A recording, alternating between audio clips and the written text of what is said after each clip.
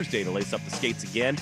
College World Series gets started in Omaha on Friday. It's the first time since 1957 none of the teams in the field made it to Omaha the previous year. The Beavs will open play against the Louisville Cardinals. That one will come your way at 4 o'clock on Friday. Pair of Oregon Ducks named perfect game All-Americans. Outfielder Mason Neville earned second-team honors, while pitcher Grayson Grinsell was named to the third team. Meanwhile, the Mariners back in action against the D-backs tonight after falling victim to a grand slam on Monday. Logan Evans takes the hill for the M's. Brandon Pfaadt toes the rubber for the Snakes. First pitch from the desert at 6:40. More sports scores and stories in 30 minutes. I'm Ryan Buckley at the George McCoy at Warren Allen Sports Desk. Hurt and missing work. Insurance companies acting like jerks. Don't call your mom. Call George McCoy at warrenallen.com. It's back. The 11th annual Fan Golf Classic at Langdon Farms Golf Club happens Tuesday, June 24th. Presented by your local Toyota dealers. Reserve your foursome now at 1080thefan.com. Get ready for fast greens and thick rough this week on Primetime with Isaac and Souk. I'm clearing too early. I'm clearing too late. My God, my swing feels like an unfolding lawn chair. This is a U.S. Open Week edition of Primetime with Isaac and Souk. Brought to you by Langdon Farms Golf Club, the best course in the Northwest for year-round golf. Book your tee time at langdonfarms.com. U.S. Open Week on Primetime with Isaac and Souk on 1080. I look like a fool. What the hell do you think you look like shooting them chili peppers up Lee Jansen's ass? The Fan. Hey, what it do? He's back. I'm back. He's back. Yeah. You Golf shouldn't in be Vegas back. was great. No, it wasn't. Oh, wait. You didn't go to golf in Vegas. I did not. Man. Actually, it's golf in southern Utah right now, then golf in Vegas. Well, it was golf in Vegas, then golf in southern Utah, then golf in Vegas. And I decided to skip it and just lay in bed and die. I'm so sorry. Because apparently I've developed the Isaac Ropp immune system. A lot of people were saying Big Souk had diarrhea. Look, I'm not here to confirm nor deny. I'm just saying, me and Sacred Heart. A lot of people saying Sacred Heart has diarrhea. I may have played at BYU. Maybe I played at Sacred Heart. It was a rough, it's been a rough 3 or 4 days for me. Well, listen, It's been rough. That sucks. You were going to go to Vegas, and then you were going to go to Utah, and you were going to do some golfing and gambling and drinking, and basically the coolest trip a guy could do, and you couldn't do that. That's awful. Yeah, we were leaving Sunday morning, and like first thing Sunday morning, like a red eye. And Friday, me and my buddy went out, and you ever have that Friday night, and you're like, I don't got it. Like you just feel tired, and you're like, maybe something's coming on, and you're like, Every Friday. Yeah, you're like, you try to drink that away. You're like, I'll just shove that down. And I heard once that alcohol can kill anything, right? You just bleach your system. So you kind of push through that. And I didn't have a late Friday night, got home, and tell you what, woke up about 3-4 hours into that night and was like, and I'm dying. And then that turned into, well, I can just kind of drug myself up and pass out on the plane. Yeah, throwing a mask. Yeah, throwing a mask and then quarantine for, a day or so and then rally. And so that was the initial plan. And then somewhere in between me originally dying on Friday night and having to leave Sunday morning, the realization happened that I have to get up and pack. And I can't get up and make it to the bathroom without feeling like I'm going to die. Therefore, that kind of just went away. Trip over.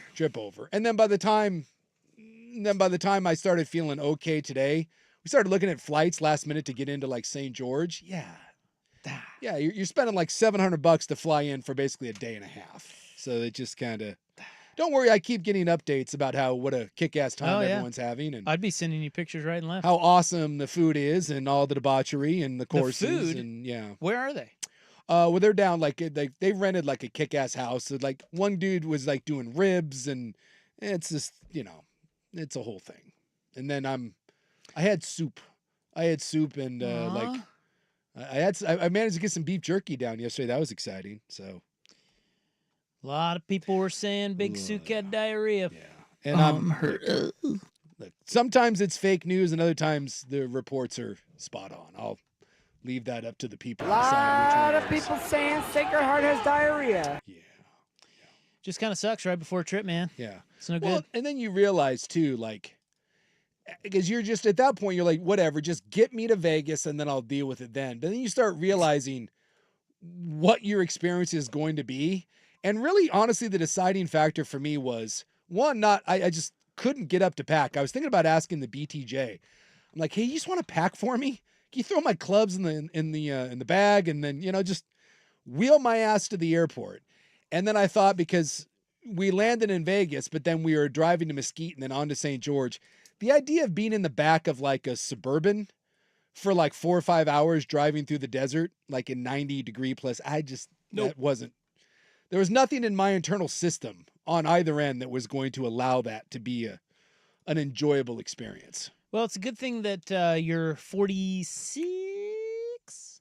Yeah, almost 47. Yeah. 47 years. It's a good thing you're 46, because if you were 26, you would have nutted up and gone on that flight. Yes. But at 46, you're not a hero. No. And you know that. Yeah. And this is what you learn from life experience. You do. It's like you really want to go, but you know you can't, and so you don't. Yes. As opposed to when you're young and you really want to go and you know you shouldn't, but you do. Yeah. And then of course, you have to endure the taunts and, and everything. And that's just, come on. That's What are we, 12? The text line already saying you have gout. We were kind of hoping. I mean, it's only right. Look, you make fun of gout. I have long said that if I get gout, just bring it on. Like, all the taunts come my way. I've been making fun of gout for years, but no gout. The feet are fine. The feet are good. And then I also thought about what happens if something goes wrong on the airplane. Now we have to turn the plane around because of me. Oh, like what? Man, what could have it's biohazard, man. We've seen it. Bad stuff was happening, man. Like, I could not be trusted, like, at all. And depending on where I'm at in the plane, it was touch and go. It was Sacred Heart for like 3 straight days. And okay, we apologize. It just was all bad. All bad. Well, look at the bright side. And then you ask, do you have the discipline to not drink and do debaucherous things if you do end up in Vegas? And the answer to that question is no, I do not. I have zero self-control.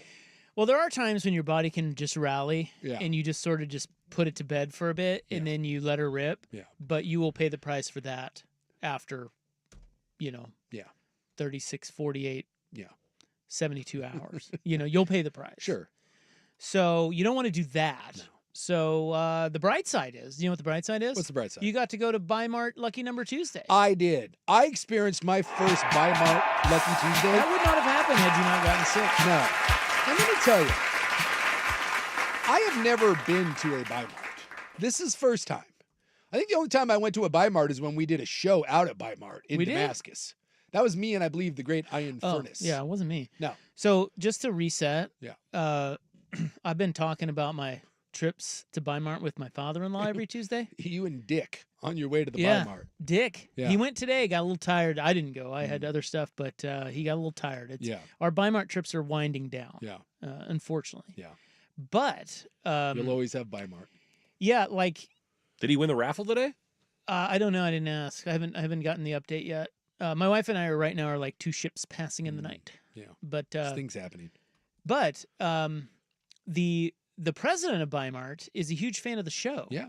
And so we've been talking about Bi-Mart for a long time, and I love Bi-Mart. Bi-Mart's like the greatest place on earth, especially if you're 70 or north. Yes. And the president of Bi-Mart, based in Eugene, I think, was up here on business, and he dropped off a membership for you. I am a member out of the Bi-Mart blue. now. He was an like, exclusive club. Give Big Souk this membership. Yeah. So now this was your first trip. This was my first trip to Lucky Number Tuesday, and Tuesday's the only day to go. Yeah. I mean, you can go any other day, and there's fewer olds, but you want to go on Lucky Number Tuesday because your Bi-Mart card number could win you something very big. Today, up for grabs, there was a cordless vacuum. There was some lawn furniture that was available. There was an assortment of chips that were also that were available to win. Now, I am sorry to inform you that no wins. You didn't win. I did not win. But I specifically went today because it was Lucky Number Tuesday. And there's, like I told you, there's this little Hawaiian joint. And that's where I realized a couple times where I just inadvertently found myself out there on a Tuesday, and I was like, oh my God, the Bi-Mart's jumping. So I was like, look, if I'm going to make my first trip to Bi-Mart, it needs to be on a Tuesday. And it did not disappoint. You did not, you can't properly prepare for what goes down on a Bi-Mart Tuesday. It was almost like when everyone was talking to me about like the Bachelor's Inn down in Coos Bay. Like, you're like, how Like, you think some of those stories are exaggerated, and then you go there and you're like, no, that's what I felt about Bi-Mart. I was like, yeah, I know the olds are hanging out, and I know they take it seriously, but I'm sure it's like any other store. Wrong. IYKYK. You know what that means? What? That's what the kids say. That's right. They hashtag it. If you know, you know. Yes. And now you know. So I head to the Bi-Mart for 2 specific items: weed and feed and a new brush trimmer. Needed to trim the old shrubs. So I went in specifically for those 2 items. So I get my little cart, roll in the back, find the hedge trimmer. By the way, $30 off. Thank you very much, Bi-Mart. End up with some weed and feed and a couple other garden things, and now I'm on my merry way. So I'm heading up, and we're going to check out. And I will tell you that the average age of the Falk Road Bi-Mart, 73 and a half. Well, that's just on Tuesday. That's just on Tuesday. Understand that all ages love Bi-Mart. Yes. But the olds, yeah, there's something special about Lucky Number Tuesday. So there are only really 2 lanes that were open. Bye. The lady who was working my lane, 74,000 years old. And I felt terrible for her because she was struggling. She was struggling, and, it's like you're trying to be patient. And I realized the guy behind me is wearing his Vietnam veteran full outfit. He's got the Vietnam hat, but then he also has the Vietnam veteran's vest with some cargo shorts and then some sweet boots that he's wearing. I did not realize at the time I was coming from the gym, and I was wearing a Navy dry fit shirt, like a Naval Academy. Said "Go Navy" on the back. Let's just say that opened the door wide. Just he and my man behind me. You have a new best friend? Oh, no. He tapped me on the shoulder and said, "Hey, you in the Navy?" And I was like, "Huh?" And I was like, "Oh." I was like, "No, I'm not." And then he proceeded to launch in. Stolen valor? No. But he proceeded to tell me about how he was not in the Navy. He was in the Marines. In case you didn't know, the veteran. Then he proceeded to tell me that basically the Navy is a bunch of pansies. And he used way different language. So then he launches into that. And I didn't know what to say. So I was just kind of smiling, being like, hey. Ask his thoughts on the Coast Guard. Yeah, I was like, I don't know what to tell you on that. Dude's not a big fan of the Navy. What? Because the Marines are kind of part of the Navy, and they're not happy about that. But they're the baddest of badasses. Yeah, so he's letting me all in on that. Then he proceeds to tell me about how back in his day, they would have run right through me. Big old boy like me wouldn't have cut it in the Marines. No, too soft. So he's telling me I'm too big. That's wonderful. Too big to be a Marine. He would have just, if this was a different day. I wasn't trying to be. I don't know. So he's launching into me on that. So I'm just like, whoa. So then I'm waiting to get to the front. And now the people in front of me, now we got double chaos. Because my lady in front of me with her man, dressed in all camo, by the way, these were their items. They had bird feed. They had a bunch of cat food, like little individual cans of cat food, had some beef jerky, and had some concealer, some makeup concealer that was on clearance. Got it from the clearance bin. Well, guess what? When they rang it up, it came up as $375. And I'll tell you what, that's not clearance bin. No, that's too expensive. We weren't having it. That should be 99 cents. We weren't having it at all. So now there's a scene. Yep. And my call in the manager. And my poor lady at the front, who, by the way, is claiming that after me, her line needs to shut down because she's got a doctor appointment that she's got to get to. And she has multiple what appear to be like IV bandages on her forearm and looks like she's on death's door. I feel terrible for her. And she's trying to tell the people behind me, there's no more. Like, this is it. This guy with the brush trimmer is the last one. And people aren't having it. This pansy from the Navy. So she's now dealing with the discount concealer, which is not going well. Because we need a manager over there. The manager says that it's $375. The lady insisted it's not $375. It came from the discount bin. So now we got a whole thing. On top of that, in the middle, and by the way, none of this is exaggerated. This is exactly how this went down. And I'm like, oh my God, Bi-Mart. In the middle of all this, another lady comes over, 1,000 years old, to tell the checkout lady, my gal, who just wants to get to her doctor's appointment, that the random, like, kind of thin mint looking candy thing, like one box of some sort of mint candy, she was charged twice for. By the way, I don't know when this occurred. At no point when I was in line was this lady in my line, but she wanted that lady to know that she was charged twice. And the lady's like, she says it's already been corrected. She had already been to the customer service and it had the $2 whatever charge, but she wanted the lady to know that she was overcharged and so that it wouldn't happen again. Oh, yes. She wanted that lady to acknowledge what had happened, and she was not going to leave until this lady acknowledged what was going on. So now we've got makeup happening. We've got the kerfuffle in the she wants the acknowledgement. By the way, people keep stacking up in line, and the lady keeps telling him, no, this is the last guy. Couple that with your lack of military preparedness and gosh. Yeah, and the fact that the Navy's a bunch of candy asses. And then this was the coup de grace. This was the best part of the whole thing, right? So finally, like the lady with the mascara thing, we get that resolved, everything. It's my turn up. And the lady finally tells the last person in line again, because more people just keep lining up. So she says one more time, and the Vietnam vet guy finally loses it and is like, and then tells her there's a little like elastic thing that you can put up that tells people the line is shut off. So now he's livid that the thing hasn't come up. And by the way, he's been here this whole time.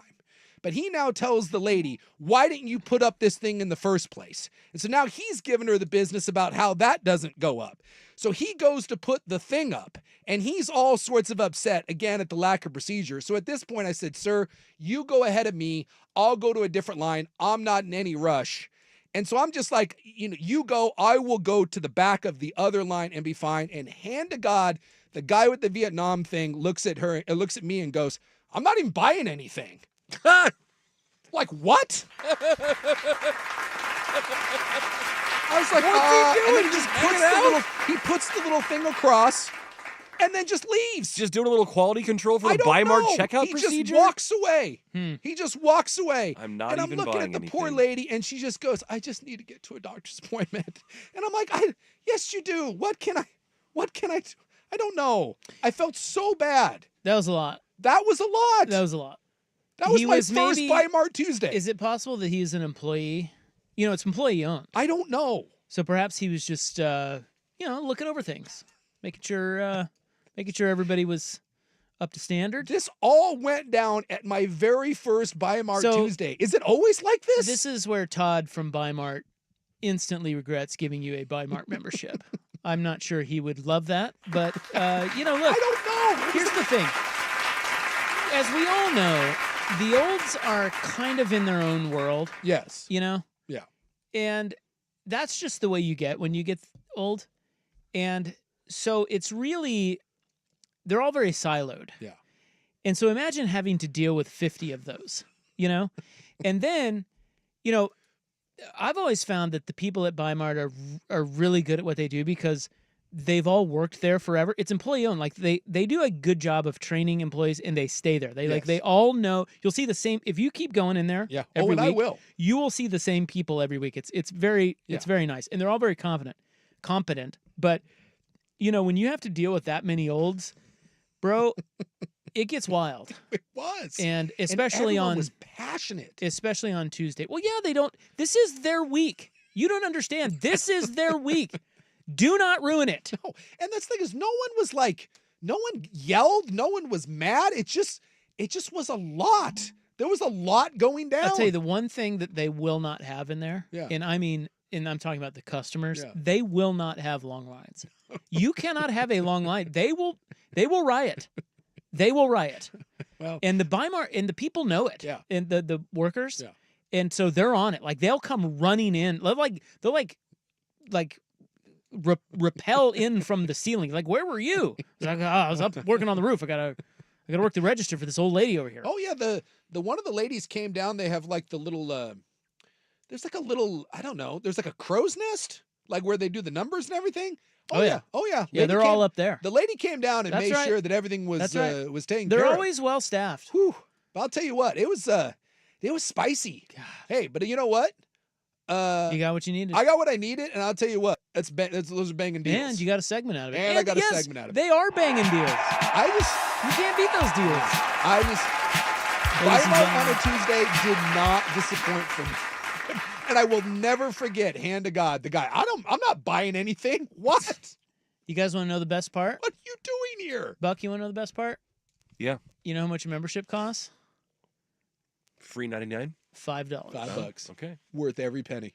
$5 gets you your green card. Yep. I feel like my father-in-law would love this place. There's no question.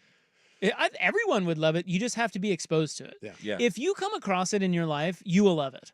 Just maybe to some people, it's just I've never been in there. I'm not a member, so I won't go. But go. You should get a membership. Go. My father-in-law is the type that when he gets his newspaper, he likes to look at the advertisement section and see what they have on sale at the Big Five. That's right. And I'm like, you would be a Bi-Mart guy. The Big Five. Yeah. Total. Yeah. Show him Bi-Mart, his mind will be blown. Yeah. He's like, look, they have 6 different beer trimmers that are less than $16.99. Right. And I'm like, oh, just that wait. That sounds great. That sounds great, Dick. Just wait. Wait till he gets a hold of the Bi-Mart savings guide. Oh, so good. And then, you know what the best? Here's the even better. We keep forgetting great parts. Ice cream? When you're in there, Mike Barrett's talking to you. Yeah. He's on the loudspeaker. I mean, it's don't they have notoriously great ice cream too? Well, they don't have any. No, I don't know. I thought Bi-Mart had good ice cream. Do they sell their own ice cream? Well, they don't. It's all dry goods. I mean, they have a little. Maybe I'm thinking Buy Right. They had a milk fridge. I saw that. They do have a milk fridge. They have little, like eggs and stuff. But I don't know. I'll tell you what. Garden supplies, great deals. That's right. That's great deals. All right. Wow. Holy crap. I'm going home. Should we just shut it down? I didn't know what to do. Let's go home. This was my first venture out of the house in like 4.5 days, and I ran smack dab into that. Couldn't have been happier. I mean, there is sports. There are. Yeah. No, there don't. There are sports. Yeah. Not is. Maybe. And we're gonna get to that. You know, our Murray State Racers are in the College World Series. That's a great story. It is. Did you read about them? Well, yes. Yeah. Why do you think I'm bringing it up here on the sports show? Sports. We'll start with that and headlines next on The Fan.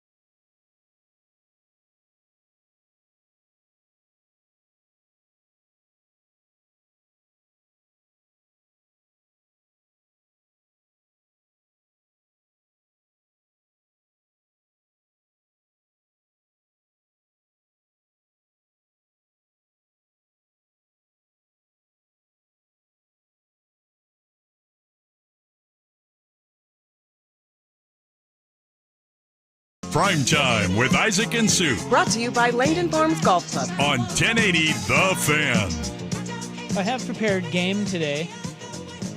This was inspired by Buckley. Yesterday, we got into Ricky Henderson talk. And super dead, Ricky Henderson, right? Didn't he die this year? Well, I mean, not super, but yes, yeah. recently dead.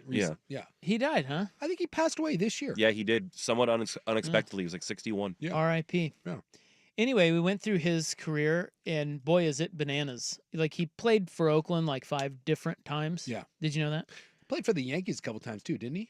Or was it just Yankees the once. He had multiple stops with 3 or 4 different I teams. You know, he was a Mariner. I do remember them. I remember the Mariners. I remember the Padres. And I think he was a Padre twice. I thought for whatever reason he was a Yankee twice. I think he may have been. I think he was like an Oakland Athletic, a Padre, and a Yankee twice over at least. And he was with the A's 5 different times, like Isaac said. Yeah, we did all that yesterday, and it inspired the new fun. Red Sox? No, he was not. Yeah, Yes, he was after the Padres. That was one of the 2 teams that were like, I don't I'll be remember damned. that at freaking I thought all. I was the one that said he was in Boston, and then we learned that he wasn't. no, then we learned that he was. My 72 God, games. that was just yesterday. I don't remember a damn thing I think we about learned it. he was on like 4, Jesus. 9 different teams? I think more than that. 14? 27, I think. So the Athletics, Yankees, then the Athletics again, then the Blue Jays, then the Athletics again, then the Padres, then the Angels, then the Athletics again, then the Mets, then the Mariners, then the Padres again, then the Red Sox, then the Dodgers. So only one Yankee stop. One stint with the Yankees. Yeah. For whatever reason. Well, anyway, in honor of him and that, we have, with which franchise did these Blazer greats finish their career? Oh, I'm excited. That is later today on the show. I love the weird, like, Jerry Rice with the Denver Broncos. Yeah. Or, you're like, what? Was right. It's actually pretty neat. Yeah. Was he? Seahawks and Broncos. I know Seahawks. And Raiders. I don't But remember. Raiders He was first. still good with the Raiders, Yeah. though. I don't remember Denver. Yeah, that was the tail end. I think he was like number 19. Did there, he even- too, which was painful. Did he even play with them, or did he just go to camp with them? I don't know if he ever played there, but 'Cause he actually played a couple games with the Seahawks, right? either way, like that's because Jerry Rice with the Raiders was still good, and then we Yeah. had the I'm Sorry tour, which is like just I'm sorry to anyone that had to watch that. And yeah, he hung on with Seattle and with Denver. You know, that's like that Joe Namath with the Rams or Willie Mays with the Mets. It's just Yeah, there's a lot of them. it's bad. So that's later, but quick headlines. Our Murray State Racers are in the College World Series. Yes. They knocked off the stupid Dukies, which you always love to see. Suck it, Duke. Yeah, suck In it, your face, Cooper Jeff Fry, you dork. And yeah, they're a great story. They so John Morant said he is going, so he will be there. Hopefully, they have metal detectors. And they are a great story because they are plus 7,500 to win the College World Series. I'm guessing that's probably not a great bet. Well, the next I guess would be highest odds sure. is plus 1,000. So a bit of a gap between old Murray State Yeah, from and 75-1 to 10-1. and who's I'd the say other so. one, like Coastal Carolina or something? No, they're like the third. They're best. actually They're good. The betting or the books think pretty highly of the Chanticleers. I want to say it was maybe Louisville. That was. I think it might be Louisville. Louisville's who's the most, like- second least likely by the odds. and that's who Oregon State plays. Yeah. And they play Friday at 4. Yeah, so For there's those wanting there's to know. 2 brackets of 4, double elimination, and then the winner of each bracket plays each So other. who does Murray State play? That I didn't see. I will take a look. I believe they play UCLA. because when I saw the bracket yesterday, it was still Duke or Murray State. Yeah, I think the winner of that game was getting UCLA. So Yeah, because the let's- bracket's already set. So Yeah, the bracket's already set. their stadium holds 800 people, and their coach cuts their grass.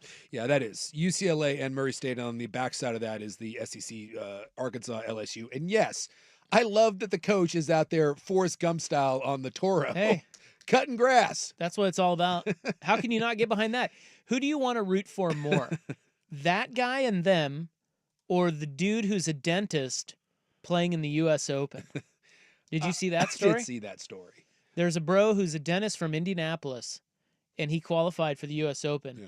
He's a good golfer. Like he's obviously, but it's not just some dentist that on the weekend goes out and plays. He had tried to play professionally before. I think he was on a long drive tour before, and he's 6'6" and can hit it a mile.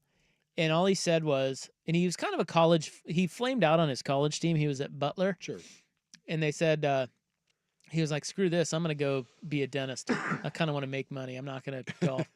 And so he starts his own practice, but then he gets back into golf and he plays at a club, whatever. Sure. But he said in order to qualify for the U.S. Open, because the U.S. Open is at Oakmont, which is outside of Pittsburgh, that's where he grew up. He grew up caddying out there. So he's like, oh, I'm going to try to qualify for it this year because it's at Oakmont.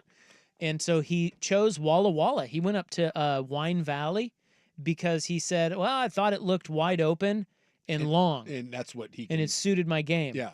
And he shot the best score of anybody up. There were only 2 spots for the U.S. Open up there. He got one of them. And he also said after, kind of scouting all of them and realizing that was the best fit, I also realized that if I didn't play well, I'd have some good wine to drink out there. There you go. Now, I'm not certain that wide open and long is the best at Oakmont. Rory played there. Did you see Rory shot an 81? Finished birdie to go 81. Said he played pretty well. Yeah, he said played pretty well. Birdied the last 2 holes, and he was like, I felt I played all right. Yeah, shot an 81. He said that if it was at all off the fairway, he goes, you were spending minutes looking for your ball. He said, thank God they have spotters. So to my dentist bro who hits it long and a little wild off the tee, I'm not certain that these are going to be the best conditions for you. I just find it, well, remember, he knows Oakmont, so he'll probably win it. I don't think that's the case. So it's probably easier to root for Murray State over the dentist, only because he's a dentist. Sure. And he's doing fine. Yeah. Well, like if he were a welder, that would be a different story, I think. Those uppity dentists. Well, we've all been ripped off by by dental insurance, which doesn't cover anything. Well, no, look, sorry, dentist, but no one feels sorry for you in any way. I'm looking right at you, Gillespie's. Ever. No one feels bad. You just don't. Yeah. You don't, like, It's you a good can't- life. You can't bitch. No, you can't. You just can't. No. So this guy, that's cool, but Murray State. Murray man. State's great. Well, that's one of my favorite parts about college baseball is, well, no, I mean, you look at some of the teams that have even been traditionally good. Hockey's like this. Hockey, like, look at the Frozen Four. Dude, it's a bunch of, like, random schools, like Minnesota Duluth and North Cloud. St. Clair, and, like, you do get blue bloods in there. You get the Minnesotas and the Boston Universities it's awesome and stuff. that in baseball you can get Cal State Fullerton, you can get Murray State. You mentioned Coastal Carolina? Mm-hmm.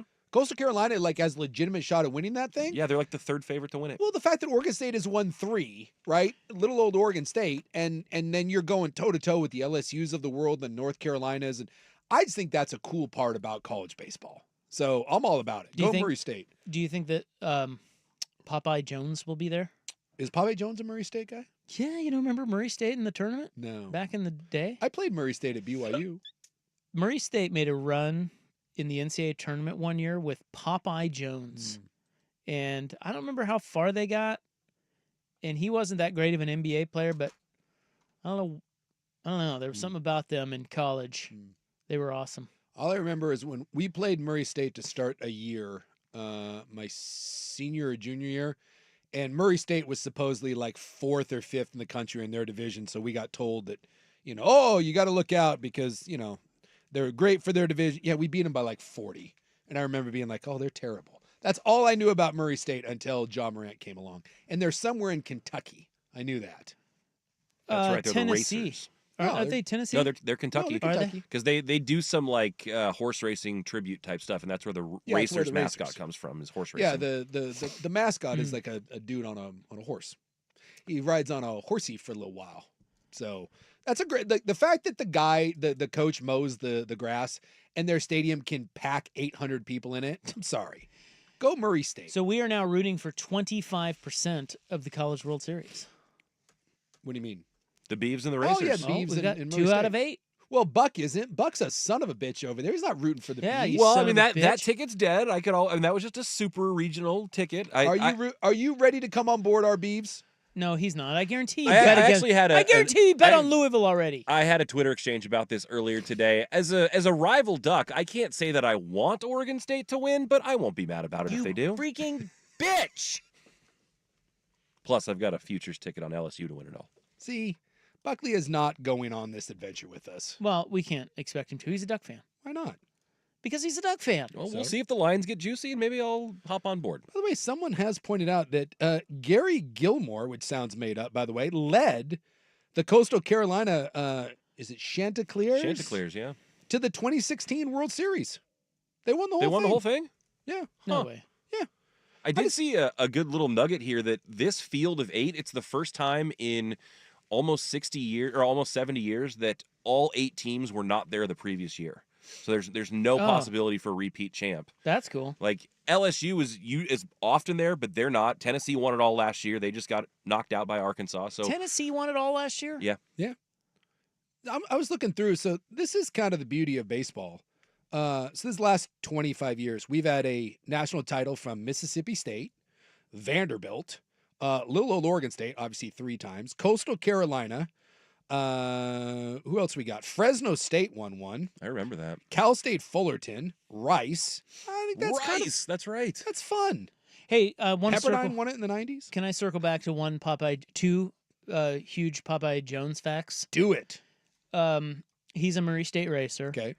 He is called Popeye because one of his eyes seemingly pops out of his head. I don't know if you've seen him. I can't. Well, he's kind of a weird looking. He's fella. a weird looking cat. He's got some ears, and I didn't know why he was named Popeye. We all have some ears. Well, I know, but He's got some ears. look, I'm not going to say it. It's fine, He's an yeah. interesting looking fella. Yeah. I always thought it made because he had really long arms. I thought it was something to do with that. He's a goofy looking dude. Yeah. Anyway, his sons, Seth and Caleb, you may know Seth Jones. That's the hockey player. Yes. So what's a bigger deal to Popeye Jones, that his racers contend for the College World Series, or that Seth wins the Cup with the Panthers? I'm going to say Seth with the Panthers. I'm going to say That so. would be my guess. But hey, you never know. Yeah. What if he's at the Murray State game While there's an NHL while final his game son going is on. playing for the Stanley Cup? I think you got to probably go watch your He son. could be in Sunrise, Florida Winter for Game Hawk 4. Instead, he's in great. Omaha. Seth Jones. Yeah. Even All though he right. plays for the Panthers, so screw him. Well, go Beavs and go Racers. Yes. Okay. Now, they don't start till Friday, I think. That's right. Yeah. The tournament starts Friday. The Beavs do play on Friday. Yes. Louisville. They play Louisville. 4 Yeah, o'clock. they got Louisville. So more than likely they were. I mean, if chalk holds, it's like LSU or Arkansas. I think are the favorite to come out of the bottom half. Well, they're the 2 overall favorites. And they play each other in the first And game, they play which each will other be in the awesome. first round. So the nice part is the 2 overall favorites. If Oregon State were to advance, I mean, you got a good break that you don't have one of those On your side. On your side, yes. So Oregon State has to contend with Coastal Carolina, Louisville, and Arizona. Some old Pac-12 love, by the way. Yeah. Three old Pac-12 schools and 3 SEC teams. And Arizona's coming off the big upset of North Carolina, if I'm not mistaken. That's right. All right, so there's your hot college baseball talk from the College Baseball Show of Record here at the Fan. How And the about that? Bi-Mart show of record. Yeah. That's right. And as we established yesterday, we are the tennis show of record. We are. I mean, I claimed it. We had hot Roland Garros takes. We did. We were talking tennis I went into a yesterday. deep dive of Coco. Yeah, she's great. Yeah. Coco Gauff's great. I wasn't familiar enough Yeah. with her body of work, so I Yeah. did a deep dive. When you're sick and you can't do anything and you're just like in bed for like 3 straight days, you find yourself I'm going down. to Google this tennis player. Yeah, you find yourself down a lot of. Learn a little bit about her. Yeah. What else do I have to do? All right, 3 stars are not at minicamp. That's next. Here's Buck. This is a U.S. Open Week edition of Primetime with Isaac and Sue. Brought to you by Langdon Farms Golf Club. Now, from the George McCoy at Warren Allen Sports Desk, a Sports Center update on 1080 The Fan. Ryan Buckley with this SportsCenter update. First on the Fan, both the NBA Finals and the Stanley Cup Final are off tonight. The Thunder and Pacers resume play on Wednesday, while the Oilers and Panthers will wait until Thursday to lace up the skates again. College World Series gets started in Omaha on Friday. It's the first time since 1957 that none of the teams in the field made it to Omaha the previous year, meaning we will have a new champion. The Beavs will open play against the Louisville Cardinals. That one will come your way at 4 o'clock on Friday on ESPN. A pair of Oregon Ducks were named Perfect Game All-Americans. Outfielder Mason Neville earned second-team honors, while pitcher Grayson Grinsell was named to the third team. Meanwhile, the Mariners back in action against the D-backs tonight after falling victim to a walk-off grand slam on Monday. Logan Evans takes the hill for the M's. Meanwhile, Brandon Fott toes the rubber for the Snakes. First pitch from the desert at 6:40. And on the gridiron, Lakeridge star edge rusher Noah Tischendorf has had been committed to play at Oregon State, but the 6th-ranked prospect in the state has flipped his commitment and will instead continue his football career at West Virginia. More sports scores and stories in 30 minutes. Ryan Buckley at the 1080 The Fan. George McCoy at Warren Allen Sports Desk. Hurt, missing work. Insurance companies acting like jerks. Don't call your mom. Call George McCoy at warrenallen.com. The original home of the Herd with Colin Cowherd. Weekdays 9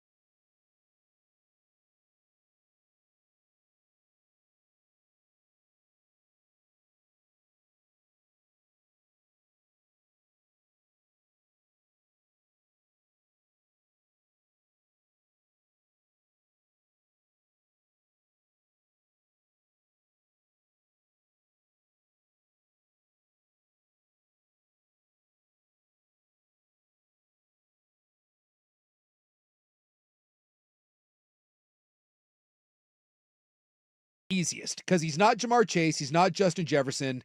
Ayuk is $30 million. That's the floor to where, like, if you're an agent, it's ridiculous that you're taking $1 less than that. You look at DK Metcalf, CeeDee Lamb, 33, 34.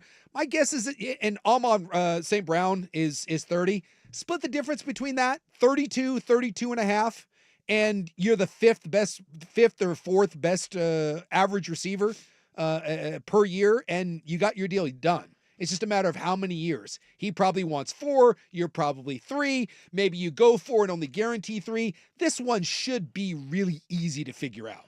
They paid Debo $17 million. Yeah, That's a lot of money for receivers, though. yeah. If you give him But you 30. But you've got a dirt ass cheap quarterback, and you're not really expensive elsewhere. So That's true. Well, they paid Tunsil. I forgot they signed Tunsil. yeah. That's what I said. They sped up the clock. They went out and got Lattimore. They got Tunsil. They got Debo. They did not let this kind of grow and marinate. Again, this was the Houston Texans. They're like, no, we have an all-world quarterback, and we think our time to win is right now. Do you think they would have done that if they hadn't made the NFC title game? I certainly think that sped the clock up, and I don't know if it's a good thing. I'm not sure it is. I think signing expensive veterans scares the living daylights out of me.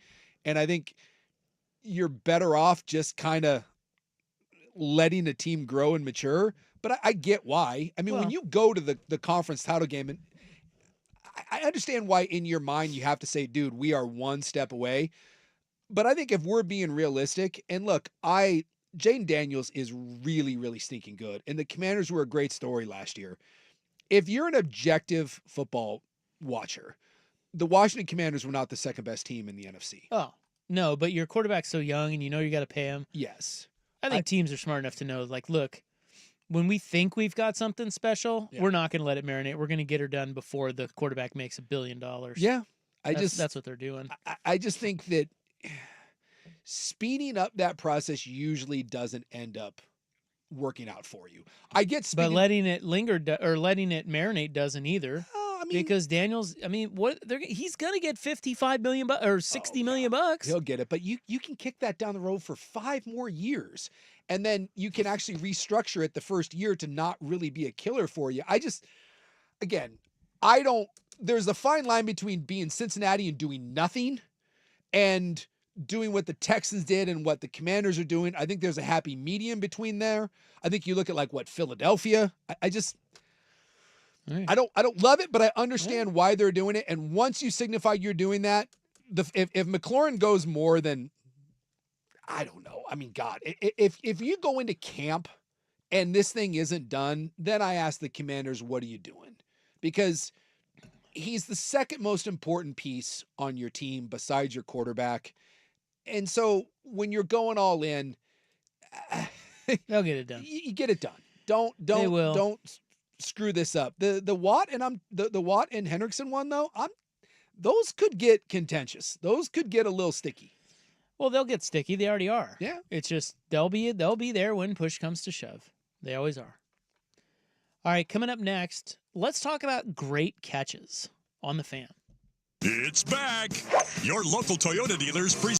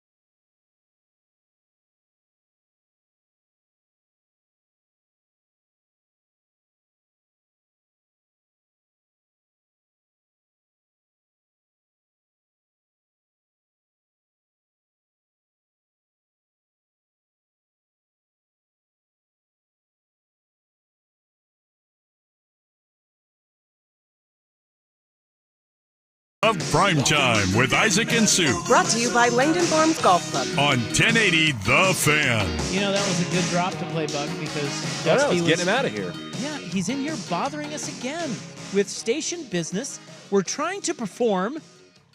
You know, we're just the monkeys. Yeah. It's showtime over here, okay? That's right. We can do administrative BS later. Yeah, get out of here. He said, get. Dusty's here way more than Jeff. Like, COVID changed everything. Yeah. And once COVID hit, I think Jeff just kind of worked like He shut it down. well, he was at home a lot. I think he realized that maybe he was 1 foot out the door. Well, he was Dusty's here. still in there proving himself, and he's got an office. Jeff didn't have an office. That's true. I think when you get an office, there's certain expectations that are lumped upon you. Well, you have to have a lot of private conversations, so Yes. you kind of need an office. Yeah. But Jeff worked, I think, here part of the day, and then by the time we were here, he was long gone. So we never really saw Jeff after COVID. Do you really think that he did? I think that's a I don't convenient. know. I think that's a convenient. Oh, we miss each other. Well, I don't think Jeff ever came in. I always said that to Kim. I'm like, does anybody work here anymore? And she would always be like, well, you remember your show starts at 3. It's very vibrant during the day and in the morning. And I'm like, I don't think it is. I don't think so, because we come in sometimes to tape something. I mean, a lot of times we get in here 2. I get it, but you're telling me by 2 everyone's gone. I think that I think that Jeff was making an appearance here like once a week, and often that Smart. appearance wasn't seen by us. But he also had some interesting habits, like as recently as this last football season, he'd be milling around here on a Saturday during Ducks pregame, and it's like, why? For what? But you then making an we're doing our appearance. shows in the day, and it's like, well, where's Jeff? Yeah, it's interesting. Well, I look, love that we're great, like making come on. an appearance. that Like guy you're was 1 Prince foot or out. something showing up at the Grammys. He was 1 foot out the door 7 years ago. exactly. Okay. And look, I'm not gonna lie, I'm the same way. Dusty's All right? boots on the ground. Dusty is boots on the ground. He's a go-getter, that one. Anyway, he just killed a whole segment because now we have to move on. I mean, we got we got to be on break. time now. Yeah, because he's the one in here bitching at us about being on time. Well, now we're on time. What a son of a bitch, this guy. Unbelievable. All right, well, coming up next, we'll talk about great catches because boy, did we have one last night Yowzas. on the Fan. Isaac Robb, hey, if you're anything like me, you put off the purchase of new windows for your home. So take it from me, now's the time to pounce and stretch your dollar with Window Nation. Buy 4 windows, get 4 free. And if you don't have all the cash for the ones you do buy, pay nothing with no interest for 2 years. Flexibility until 2027. More incentive? Window Nation is offering a free entry door when you buy a house full of windows. Guys, the time is now. Get a free in-home estimate by calling 866-90-NATION or logging on to windownation.com. If the police have officers who specialize in DUI arrests, shouldn't you have a law firm that specializes in DUI defense to help you? This is McDaniel Reynolds with the Reynolds Defense Firm. We specialize in one thing, representing good people who face DUI charges. Did you know that most police agencies have officers who are DUI specialists? So which law firm would you rather have on your side? A firm that does a little bit of everything, or a firm that specializes in DUI defense? I'd choose Reynolds Defense Firm every time. We're solid, we're here if you need us, and we are very good at what we do. For all station contest rules, go to 1080thefan.com/rules. If you're 55 and up, T-Mobile has plans built just for you. 2 lines of unlimited for just $30 a line. That's a 45% savings compared to Verizon and AT&T. But don't just take our word for it. It's not just the savings that are great with our T-Mobile plan. There's all this value from all these other things that T-Mobile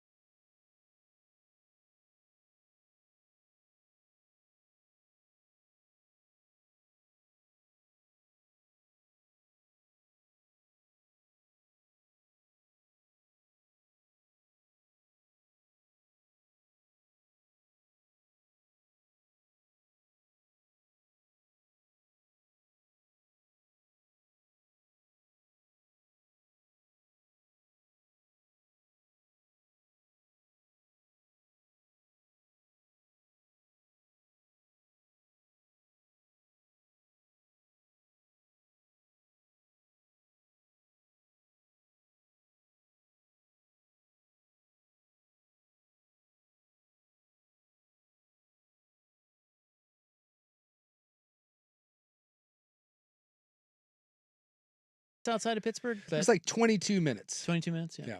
All right. 13.4 miles via PA 28 South. Over by Plum, Pennsylvania. There was something that happened out there today we need to discuss, and that will be in our next Seggy Seg. By the way, if you want to catch a round at Oakmont and then the Pirates game, only 19 minutes to get there. Did you think he heard you say that it was 22 minutes away? I was listening. Were you? Well, then why did you say that? He just said it's because I 22 updated a faster time. 19 is slow is faster than 22. I don't think you heard him. I might have been Googling at the same time you're saying it.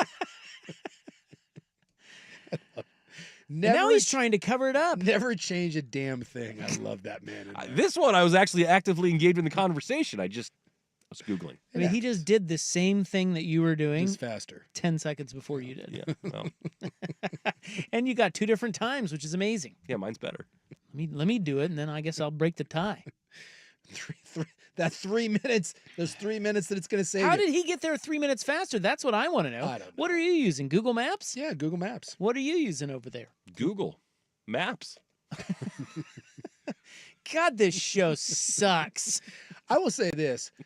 If I have a way that I go, I need to save a minimum of 6 minutes or I will not deviate off my current course.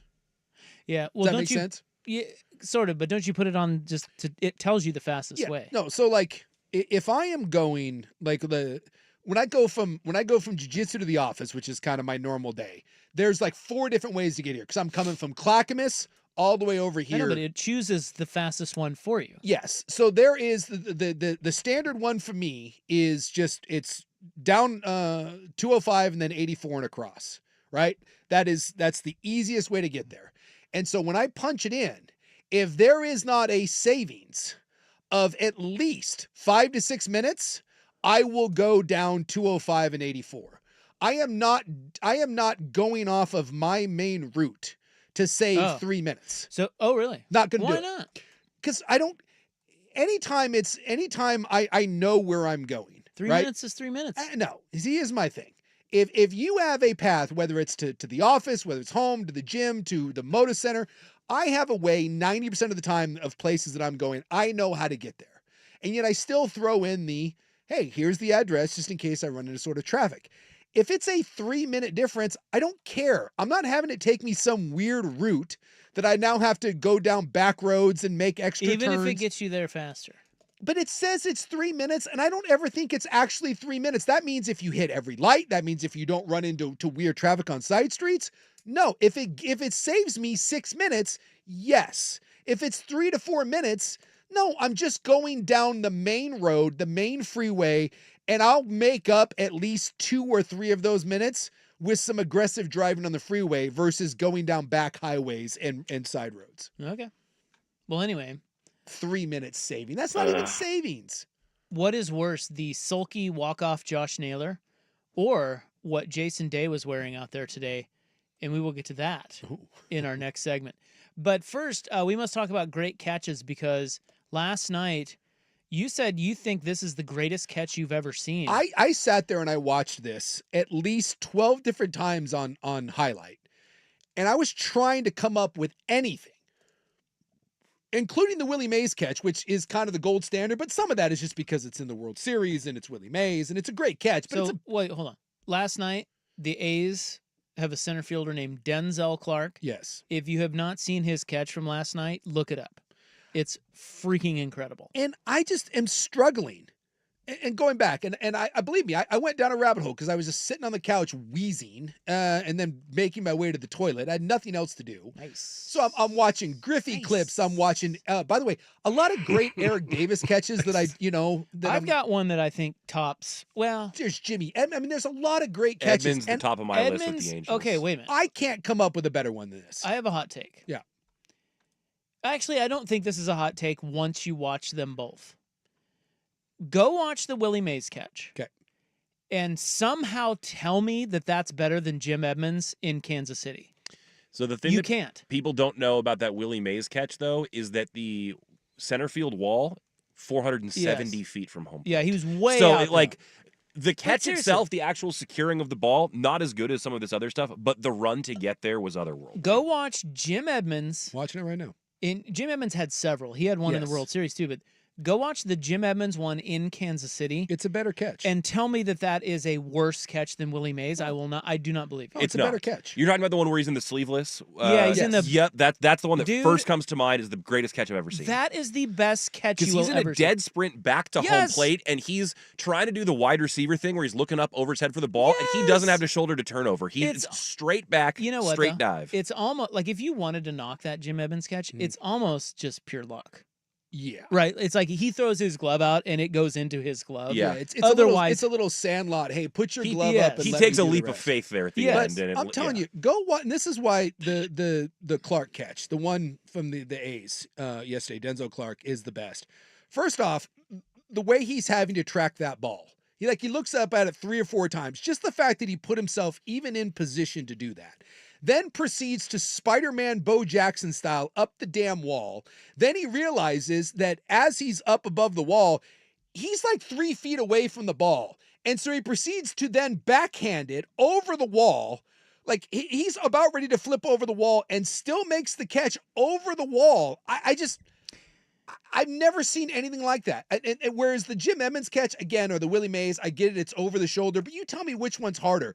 Just running and looking up over your shoulder and diving, or having to climb a wall while judging where a ball is going to come down, elevating over that wall that's like, what, 8.5 feet high, then full extension to your left and reaching out behind the wall, high pointing it, not flipping over the wall and bringing it back. It's the best catch I've ever seen. as a former bad outfielder, I think front facing is easier. Oh, for sure. It Being is- able to watch the ball the whole time? Yes, Yeah, that's no easier. question. Now, what you're saying is you're throwing in the element of the wall, which you have that's a whole nother deal. But But he's not front facing. The whole way he's tracking it, he is turning and running. And about 3 Well, but- times he has to look over his shoulder, back to the wall, back over the shoulder to try to track that ball. But he's not catching it over his head. That's the thing. Like, I think He's again, catching it fully extended backhand. I was a bad outfielder. I can tell you that the over the head grabs are just. That's why the Kevin Mitchell one comes to mind. The barehanded. His was over the head and barehanded. Well, you want to talk about luck, too. The reason he had to do that is because he took a horrible route to the ball and kind of overran Yes. it and underran it, Yeah. like, at the same time. He got lucky, Because too. he had to kind of reach back behind him with the bare hand because his glove hand wouldn't even reach I that gotta far. say this. that's badass though, because he just Kevin Mitchell was a scary dude. Yeah. But it's kind of cool that he just palms it. snared It's it. like, Yeah. I don't know that Clark's catch is the greatest catch I ever saw, but I think that it's certainly up there. But I think that the difference with Clark and some of Mike Trout's catches, because Mike Trout has one in Baltimore that's very similar to Clark's. I also sent you guys both one of him in Anaheim doing the almost The identical same one. thing. Yeah, I think the difference is in the Edmonds and Kevin Mitchell is there is an element of they got lucky, whereas the Denzel Clark, Mike Trout catches, and not that Jim Edmonds was Jim Edmonds was a great center fielder. Yes. So he put himself in position to make that play. I just think that nowadays you see a lot of guys robbing home runs now. I think way more so than they used to. Denzel Clark, Mike Trout, I think it's a play. It's almost a play. Like it is in their arsenal. Yeah. Whereas Jim Edmonds, would you say that the sort of the over the shoulder catch is in his arsenal? Maybe he's better at it than other guys, but I also think there's an element of luck that goes into that. And the degree of difficulty on what Clark did is through the roof. Can I say one more thing about Clark's? Yeah. And this is why I think it's so special, because we do see a lot of robbed home runs these days. He does step off the wall. He uses the wall to launch. Yep. He's also very athletic. You can tell he's very athletic. Yes. But I think that might be the ball of all these catches, and I haven't seen them all, but you're racking your brain of all the ones that you remember. That might be the ball that was most out of the park that was brought back. To get pulled back. And that's my thing. When you look at it, as I'm looking at the one that you sent me with Trout, and again, I went down a whole deep dive of great catches. The Trout one, he's like mid-chest at the wall and reaches over and grabs. I'm telling, look at his belt's over. His belt is over the wall. The fact that he caught it and didn't fall over the wall, he catches it and then does some sort of whirly bird kind of maneuver just to keep his balance from going over. His crotch is almost level with the top of that wall. He risked going all the way over by pretty Well, it close. would have been way cooler if he did, and then he'd be compared to Derek Jeter. Yeah. which is one of the more overrated catches that we still talk about. Yeah. Took about 6 steps in foul Dude, territory it was before a he planted his freaking face. pop-up. Yeah, Now, I get it. He was running hard towards the wall, and there's not that much foul ground over there, so he had to dive into the stands. Yeah. He has said before that he couldn't, he could have slid, But maybe. he didn't actually make the catch diving into the stands. No, he it was went an in after he easy- made the catch. Yes, it was an easy catch, and then he looked up and went, "Oh, I should probably jump into the second row." Yes. In the realm that you're talking about with a player reaching so far back into the stands, the one other one that pops up in my mind is Brian Giles at PNC Park. He had one way down in the corner, and he had to dig both feet into the wall, and he reached like a full, like past the first row to kind of basket catch this thing backwards. That one stands out for me too, but it might still not be as good as Clark's. I watched that one. I mean, there's no right answer to this. For me, I went down a rabbit hole, and I don't ever remember seeing a catch that was that impressive. I don't ever remember watching one where I just sat there and went, "What in the hell was that?" And Torrey Hunter, who's like the king of the home run robbery, who kind of made it his thing before everybody started doing it, he went on X last night or Twitter and basically said, I used to do stuff like this, and this is maybe the greatest one that I've ever seen. Yeah, so for someone saying, didn't Ichiro do this regularly? No one does this regularly. I mean, this is... You got to watch this one. This one is another level of athleticism. It really is. Yeah. Even Torrey Hunter, because somebody brought up Torrey Hunter, Robin, Barry Bonds in the All-Star game. Which was like a fun moment, but it didn't have the degree of difficulty this did at all. Look, this catch by Clark dwarfs just the regular robbing of the home run. It's not even, it's apples and oranges. It makes it look so easy. Yeah. And that's what Torrey Hunter was against Barry Bonds, which is a great play, but this one is just like, it's just it's next level. Yep. And the best part about it, the very best part about it, was him strutting around in center field after he made dude, that guy, did you see the Riz dripping off that guy? Oh, yeah. Well, and it's fun now when you see, I mean, players have always been athletic, but I mean, some of these guys, he is a freak athlete. And it's fun to watch guys that are this athletic out there, you know, doing stuff that you've never seen before. I'm watching the Torrey Hunter Bonds one. Yeah, that's not even that's not even close to Torrey Hunter's best robbery. It's a great catch. Hunter has 4 or 5 that are way better than that. Yeah.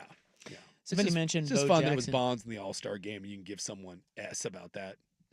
Somebody mentioned Bo Jackson, and as a Bo Jackson P1, that catch where he ran up the wall. No, it was just it was kind of a routine catch. He just was kind of like Jeter. He ran out of space. He just did a flair for the dramatic. Yeah. Oh, I'm here and I've got all this speed. I'll just and go it up was the wall. pretty amazing that he did, that he ran up and down the wall. Just from an athletic point, that was amazing, but not from a catch standpoint. Not from a catch. Yeah, not from a catch standpoint. Well, again, look, what's the best of all time? Let someone on First Take yell and scream about that. I'll tell you what, it's as good a catch as you'll ever see. You can decide where it's at. It's an all-timer. To when you see something and it leads you to watch it double-digit times and then leads you to then see if you can find other ones that you think are as good, or like you start Googling all-time great catches, you know you've done something. Well, and then anytime you look at Willie Mays' catch, which is one of the all-time famous catches, and you go, well, you know Denzel Clark was pretty good. Although, again, the May stuff, it is different when you do something on the biggest stage, right? World Series, and as Buck said, it was like 8,000 miles. 470 feet from home plate. And then they claimed that they claimed that the throw was as good, if not better than the catch. Yeah, he held the runner. There was a runner on third, and he didn't score. Go look at the aerial of where Willie Mays caught that catch on that ball at that ballpark. It's insane how far back there he was. Well, I love back in the day too that you had that. I got an idea. See, let's make the center field wall 572 feet away. Because I think it was the Polo Grounds, so they it was a multifunctional facility. They played other games there. So I just love that was like back in the day. We thought it was great. Like, no one needs to hit home runs. No, we came here to see people slap singles in deepest parts of the field. Well, how far? I don't remember who hit that ball. How far if it were a regular home run, how far would it have been? I mean, that was 470 feet. No, I mean, I think he hit the ball 470 feet, and it was an out. And it was an out. Yeah, center field was 483 feet. And he was right at the track. Right up at the track, yeah. Can you imagine crushing a ball like that and making an out. He hit it 470 feet. That's like when you're playing softball or whatever, and you would bomb one. And then you get some little speedy guy that would run it down, and you were a fat kid, so you got held to a double. Like, that's ridiculous. Respect to the catch. I didn't mean to to crap on the catch. No, respect it to wasn't the that. catch. They're very different in what makes them special. Yeah, and it was 1954.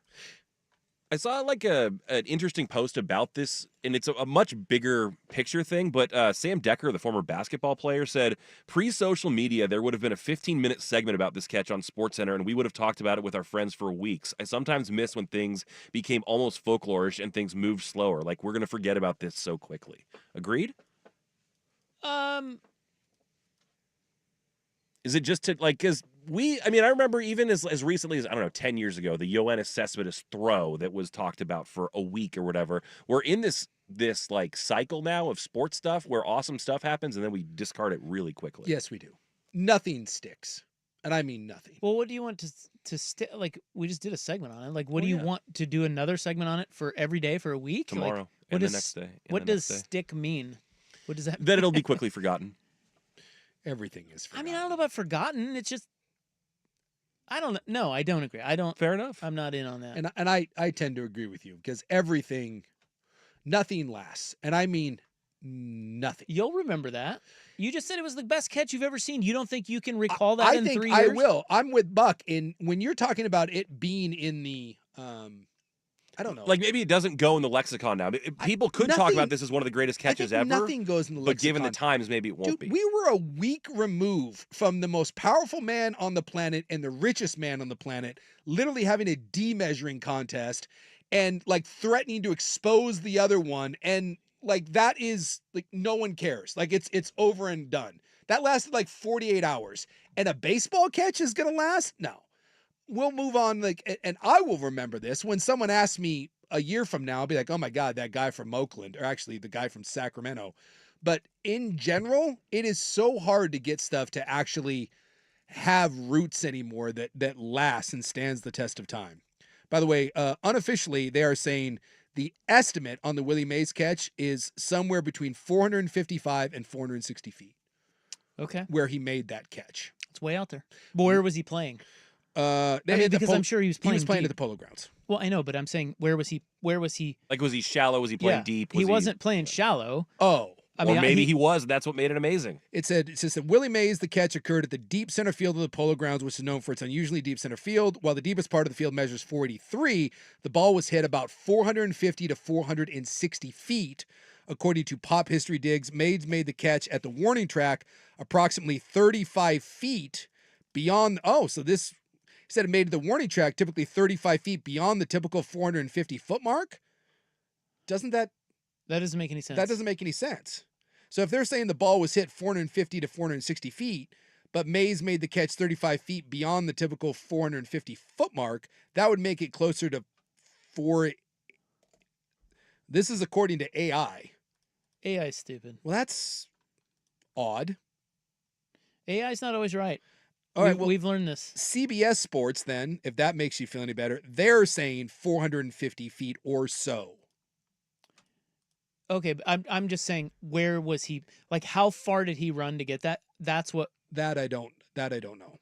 I mean, he may have been just playing the guy deep. But so but the idea that like at Coors Field, one of the deepest parks, 415 to dead center, and if this was hit 450, think about it's just it's kind of crazy. But I don't know how far he ran. I'll see if I can track that down. I hate when AI, by the way, it contradicts itself in its own paragraph. Boy, I sure wish that AI were better. That A1? Or do I? Coming up next, which was worse, sulky walk-off Josh Naylor or Jason Day's outfit today? We will debate that when we return on The Fan. Check out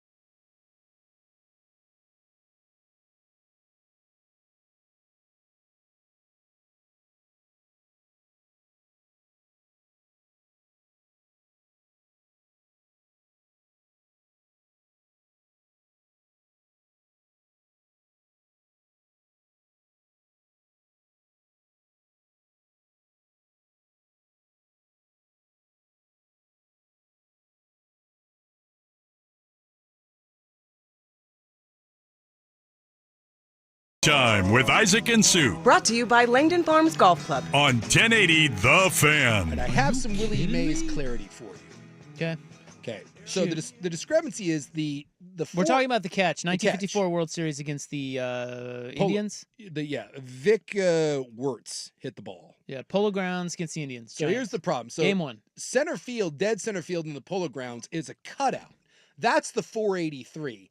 This was to the right of the cutout, so it did not go to the deepest part. It was a couple feet away from the deepest part. So that part of the fence was around 455 feet where Mays made the catch. So the ball went 450-ish. Mays was playing in shallow, this according to Sports Science, Mays was playing in shallow center field. Wow. And had to run somewhere between 90 and 95 feet, according to video analysis. Damn. So 30-ish yards, right? And he was traveling at a speed of between 14 and 15 miles an hour, tracking the ball over his shoulder when he made the catch. 30 yards? 90 to 95 feet. So, right, 3 feet. Doesn't seem 3 feet to a yard. When you put it in yards, it doesn't seem that great. Yeah, it doesn't seem all that long. But then again, 30 yards? No. Really? Third of a football field? No. You're thinking less than a 40-yard well, dash. You're saying, so if they're saying he was playing in shallow center field, that's what it's saying. And he ran all the way out to the 450 mark, that seems like longer than 30 yards, yes.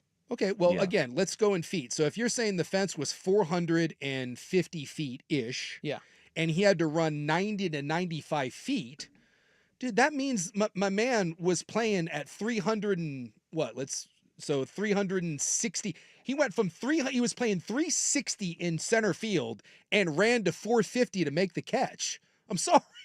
That's a lot. As the ball's in the air, dude, that's insane. But is playing 360 playing shallow, or is that just playing normal depth?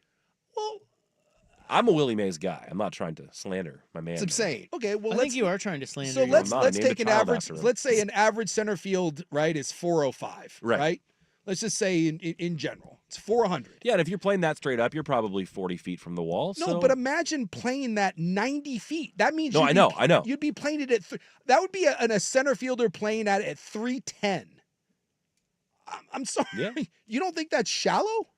I didn't say I didn't think it was shallow. When you said it was 30 yards, I wondered if that was average depth. Yeah, no, they said shallow, so I assume they're not lying about that. It's just that when you said 30 yards, that did not, because I'm picturing now the football field, and I'm like, meh. I just, to me, that's the one that blows my mind. If you're taking a 400-foot center field fence, the idea that the center fielder is playing at 310 feet, and he is then turning and making a catch. Imagine running from 310 to dead center at 400 and making a catch over your shoulder. Yeah. That puts into perspective that is like, that's insane. Like, what's the tip of the infield? It's insane. I don't know. But look, how did the guy not tag from third? Yeah. You know? Because they said that one of the cool things about the catch was the runners on the corners, and his catch meant that no one scored. How did the guy not tag? I don't He know. was all the way out at 450 feet. Did he just kind of waltz on home thinking, well, that thing. What are you doing? It might be one of those where you just assume, like maybe you're just off the bait. You're not paying attention. Maybe you were just caught up in the what the hell is that? I'm trying to figure out now, like, what the hell is going on? Like, what's the average length from home plate to the end of the infield? Because you see, you know, when you're getting an infield that's playing deep and your feet are on the dirt, how far is that? I don't know. Why do you keep asking me questions? Well, because it's a frame of reference. Aren't you a baseball guy? Yeah, I don't know yes, I love baseball. Well, second base is 127 feet away.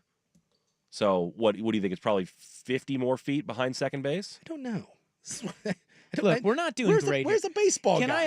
I've got a clarifying point about the catch as well. Yeah. Now that we've done a deep dive into the catch. Yeah. Thanks a lot, A's center fielder. Derek Clark or whoever the hell you are. Yeah. I think it's Denzel. Yeah, that guy. Willie Mays did not throw a guy out at home plate on the catch. No. His throw held the runner. No, his throw prevented a guy from going from second to third. Isn't that holding the runner? Well, yeah, but they were the lore is that there were runners on the corners and the guy did not tag. That is not true. Apparently, there was a runner on second base, and his throw, He turned and threw it, and that guy stayed at second. Yeah, I wasn't aware that I had never heard there was a guy in third, so that surprised me. But I just know that his whole whirligig throw kept someone from advancing. Look, Willie Mays was good, okay? 24-time All-Star. Okay. What is Colorado Did you say Rockies? 24? That's correct. Also, back in the day, they used to have 2 All-Star games per season for some years. So, And by the way, Willie Mays only just died recently, right? yeah, last year. Yeah, just last year. He made it a long time. 93. Yeah. Hell of a run. All right, well, now we've gotten to nothing that we wanted to, so we'll have to push that off We again. got I got to talk about shocking development. We got derailed. We have to, hot baseball measurement talk. Well, you're the one that was unimpressed Don't with. blame this on me. It's called sports. It's called Guys baseball in playing particular. 310 in a 450, and you're like, yeah. You just shrugging. Brian it off. McRae was every bit the center fielder Willie Mays was. Is he the guy that ran through the fence? Brian McRae, no. Wait. No, that was here. Oh, that was Rodney McRae. Yeah, Rodney McRae. Yeah, I was going to say, that was a McRae, wasn't it? That was McRae, yeah. Brian was Hal's kid. Someone asked, was he using an oven mitt? Those old baseball gloves. Just a milk crate out there. It's Dominican style. The text line has let us know that bases are 90 feet apart. Oh, in case we didn't know. Sakes. See what I mean? Someone tell me how it is to the end of the infield, behind second base. That's what I want to know. Look it up. I What's tried. AI Everyone say? just keeps giving me the stupid distance to second base. It might. I know that. It might not be standardized. Yeah. it might be different. Different for different Give places. me a rough idea then. Can't give me a rough idea? It's 8 feet. I hate you all. All right. Is that... Just do the math. Figure it out. We've got the news to get to. I'm trying. Yes, we do. I'm trying. I want to talk about what Jason Day was wearing out there at the U.S. Open today. Yeah. We have to talk about Malbon. But Jason Day is... that will be later. He's something else. Up next, though, it is time for In the News. We've got the Oregon transportation bill that has been announced, and it only has 10 or so tax hikes. Oh, that's fun. So, not too bad. Whew. I was worried. That, when we return, but first, Buck with SportsCenter. This is a U.S. Open Week edition of Primetime with Isaac and Sue. Brought to you by Langdon Farms Golf Club. Now, from the George McCoy at Warren Allen Sports Desk, a SportsCenter update on 1080 The Fan. Ryan Buckley with the SportsCenter update. First on the Fan, for those of you scoring at home, Denzel Clark's catch was awesome. So was Willie Mays, and we have no idea about measurements around the baseball field, including the infield dirt behind second base. So you can let us know, 503-864-6326. Text line on the Fan. The College World Series gets started in Omaha on Friday. It's the first time since 1957 that none of the teams in the field made it to the previous season. The Beavs will open play against the Louisville Cardinals. That one will come your way at 4 o'clock on Friday. A pair of Oregon Ducks were named perfect game All-Americans. Outfielder Mason DeVille earned second-team honors, while pitcher Grayson Grinsell was named to the third team. Meanwhile, the Mariners back in action tonight against the D-backs after falling victim to a walk-off grand slam, a sulky one at that. Logan Evans takes the hill for the M's this evening. Brandon Pfaadt is on the rubber for the Snakes. First pitch from the desert at 6:40. And on the gridiron, Lake Ridge star edge rusher Noah Tischendorf had been committed to play his college ball for the Beavs, but the 6th-ranked prospect in the state has flipped his commitment. He'll now take his talents to West Virginia. More sports scores and stories in 30 minutes. Ryan Buckley, the George McCoy at Warren Allen Sports Desk. Hurt, missing work, insurance companies acting like jerks. Don't call your mom. Call George McCoy at warrenallen.com. It's back. The 11th annual Fan Golf Classic at Langdon Farms Golf Club happens Tuesday, June 24th. Presented by your local Toyota dealers. Reserve your foursome now at 1080thefan.com. Well, there's a text that says, I'm really sort of happy that Mays passed away before you could hear you guys crapping all over his catch. And that's fair. That is totally fair. And what if Willie Mays heard us and then filed suit? Well, he would sue you because I was defending Willie Mays and the greatness of the catch. You two idiots were trying to discredit his 30-yard or 90-foot run. If this went to court, could we win in a trial that the catch wasn't that impressive? Not that I'm saying that it wasn't. Could you win the trial? Could we win? Because there would be lots of graphs, lots of There math. There would be lots of You would need an advocate. maps. Yes, We would. There'd be a compass involved. Yeah. You know, you would need expert witnesses. There's only one team that could possibly save your ass from losing this case, and that's the Advocates. think that's Donikin might be willing to take your case. Maybe. I think that's right. They're personal injury attorneys here. They're our friends, Ken and Donnie. And if you've been injured in any sort of accident, you'll want to call them because, one, their consultations are always free. There's no risk in calling. And two, they don't get paid until you win. Yeah. Or in this case, on the fan. So lose in a horrible manner because you two are morons. If the advocates can't increase the total amount of monies in your pocket, they will tell you that. It's about doing what's best for you. So just give them a call. Listen, all right? Just do it. Advocateslaw.com. Just do it. Yeah. On the fan. Let's buy the dip on Tyrese Halliburton.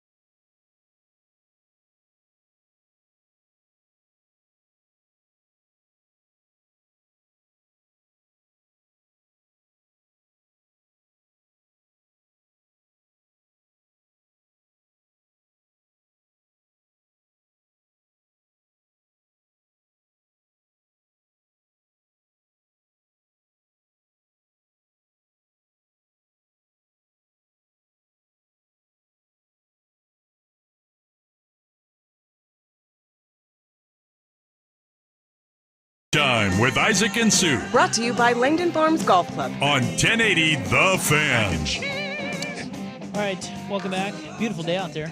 Not as hot today. No, it's a little warm, but felt good. It's my first time outside of the house in 4 days. Hey, you missed it. It was hot. I know. Everyone kept saying that, and Let's find more sun. I had a fever anyway, so it didn't matter. And by the way, 127 feet from home to second, 90 feet from second to the infield. Therefore, we have an idea of where Willie Mays was playing. If you want to go from there. I don't. It is June 10. I answered the damn question. All right. Well, we'll get to it later. It is June 10, 2025. It is time for In the News. I'm in the news, man. Hello, thank you. I'm gay. Whoa. It's brought to you by the Advocates, injury attorneys at advocateslaw.com. Suing Isaac Rupp any moment. Today is National Iced Tea Day. I love a good iced tea. I don't. Really? No. That Arnold Palmer was onto something. Oh, so good. Well, let me say this. He hated iced tea, so he put lemonade with the iced tea, and then it was Yes. like, oh, it's way better. It's amazing. Yeah. But there's so many good flavored iced teas. Now, just the regular, bland, boring iced tea. Yeah, that's no. fair. That's fair. But so many good flavored iced teas, and when you mix the iced tea with the lemonade, the Arnold Palmer might be the greatest beverage ever invented. It's a wonderful, wonderful drink. Yes. And then you can get the John Daly if you'd like to add vodka. Yes. Or the Only Juan one of us Daly if you want to screwed add up tequila. their opportunity to have an Arnold Palmer. Wait, did you say the Juan Daly? Yeah, if you want some tequila in there. Tequila with iced tea and lemonade? A Juan Daly? I mean, That's yeah. fantastic. It's racist, but it's... Yeah, that is racist, you big jerk. What are you doing over there? Delicious drinks. Going to do a Mick Daly next? Is that what we're doing? We're just throwing things out? Yeah. It is also National Egg Roll Day. Oh, now we're talking. I know you love some egg rolls. Love an egg roll. But does anyone not like egg rolls? I don't know how you couldn't. I mean, come on. Get a nice, get that red sauce with the hot mustard. I don't know what you call that red sauce, but mix it in with some of that hot mustard. Sweet and sour, right? No, that's not sweet and sour. For egg rolls? The bright red dipping sauce? Yeah, like the sweet sauce? That's not sweet and sour. I don't think it's sweet and sour, but it's like... It's the red sauce that comes with, it's I the red think sauce those that comes packets with say the sweet hot and sour mustard. on them. Sweet and sour sauce is like, because that's different than what you get with like sweet and sour chicken. If you could only have Arnold Palmer's, or no, sorry, if you had to pick one of the two that you could have for the rest of your life, the other one you couldn't ever. Yeah. Arnold Palmer or egg roll? Oh, I'm probably taking the Arnold Palmer. In other words, you will never eat another egg roll. Yeah. I mean, look, I love me some Wow. egg rolls, but there's lots of different. I can get a crab puff, I can get a ragout, I can get a lumpia. There's lots of things that are egg roll adjacent. I can't replace an Arnold Palmer. It's a go-to beverage when I eat out. Well, we have the Oregon transportation bill, widely panned by the Republicans down there in Salem. They are claiming that you, me, well, not you, you're a Washingtonian, but us Oregonians deserve a bipartisan bill, but that's not what we're getting here. No.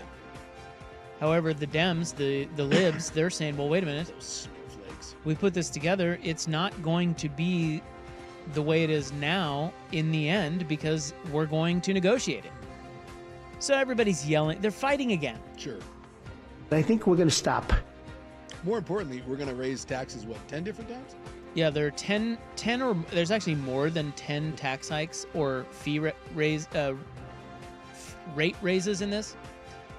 Now they adjourn down there June 29th. So we're only, we only have 20 days, whatever, until then. So a little late, but they say they're going to work on it. Now, this is basically because ODOT doesn't know how to manage money. Yeah. I think. And so we've got a lot of work we need to do on our roads. Potholes. Yes. Bridges. Yeah, the bridges are we're crumbling. Yeah.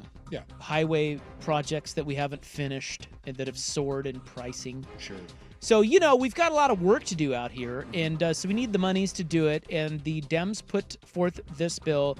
It would hike the state's gas tax by 15 cents. Kick ass. A dime and a nickel. Don't we already have some of the highest gas prices in the country? I think we're pretty high. And yet, let's go more. Having just driven across the country. Well, I do know, too, that some of it's a problem because we love our EVs out here, a bunch of soy boys like me.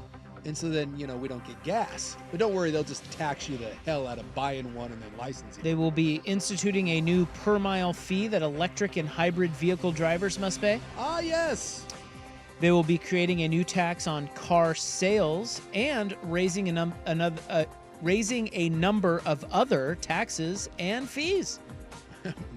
So now if you drive an EV, we're just going to tax you per mile driven. The exact cost of these increases has not been made public, so they will debate this. Lawmakers are slated to receive an in-depth review of what's inside the bill at a hearing that was last night. So they're probably pouring over the details right now in their little Salem offices. And more importantly, there's no way that this extra money will not be poorly spent. Not at all. Wait, there's more. I love when there's more. They said that they are serious about policing ODOT, which has seen widespread criticism for large projects such as the one on Interstate 5 in the Rose Quarter that have exploded in cost. Oh! And for revenue estimates that proved wildly inaccurate. There are provisions in the bill that would order regular audits of how ODOT spends its monies, both on routine roadwork and on massive projects. Like when they told us that the new I-5 bridge was going to be $2.5 to $3.5 billion, and now it's $7. They're like, sorry guys, missed on that one a little bit. It's not going to be double. Whoops. Sorry about that. Well, it's a sprint down there. Yeah. Coming up next, Portland's 10 best burger joints of 2025. Do you trust Yelp? I don't know who else you trust. I mean, it's the people reviewing them, right? I mean, that Yelp. They say Yelp takes its reviews seriously. Although I question who's taking the time to review things, but well, it's according to Yelp. And we'll get to that next on The Fan. This is The Fan's Window into Sports, a view into today's top stories. Brought to you by Window Nation, online at windownation.com. High fly ball way back. Josh Naylor all the way to the wall, and it's a walk-off grand slam. That was a walk-off grand slam last night. The Mariners losing to the Diamondbacks. But more importantly, why was Josh Naylor, who hit the walk-off grand slam, why was he so sad? I don't know. Maybe it was more of like a confident, I just did that, or I don't know, it was an extra inning, so maybe because he's kind of a fat guy, maybe he was exhausted from having to play 11 innings. And then did you see there's a video, his teammates are dousing him and he's pissed. Yeah, he was very sad about it. Well, maybe he had something to do and he was upset that the game went long. A couple extra innings. Buy 4 windows, get 4 free, plus a free entry door when you purchase a house of windows right now at Window Nation. Free estimate at windownation.com or 866-90Nation. The home of Dirt and Spray. I'm Dirt. Dan Wetzel, ESPN senior writer. What are the big takeaways from the House settlement this weekend? This is an attempt to, obviously, just on a simple overview, amateurism is officially dead in college athletics. The concept held on for, 40 years past even the Olympics gave up on it.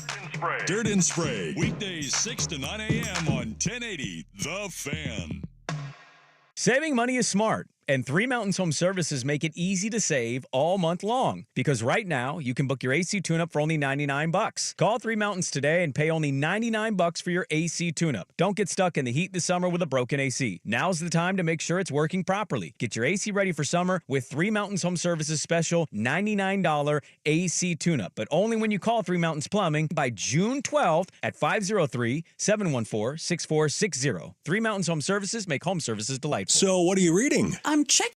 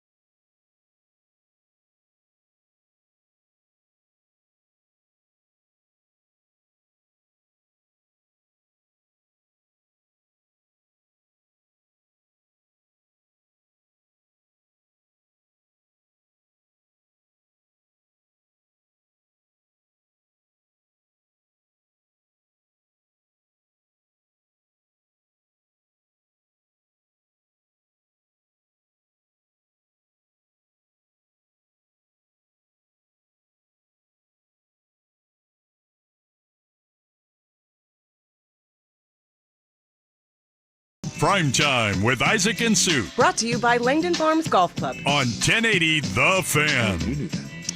All right, thank you. Nice to have you along. It's in the news, June 10, 2025. I was mentioning we have the list of Portland's top burger joints of 2025. Yes. This according to Yelp.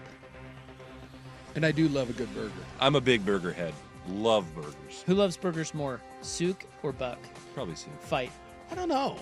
I mean, I wouldn't say the burger is my favorite food, but if you asked me to go travel a distance to get the best X, a burger is probably top 2 or 3 things that I'm willing to drive to try what is perceived to be the best burger in town. I love cows. I don't think I would do that for pizza. Right. You know, I love Chinese food, but if someone said, hey, the best Chinese food is 30 minutes away, I'd be like, I don't know, there's a place 10 minutes away that's delicious.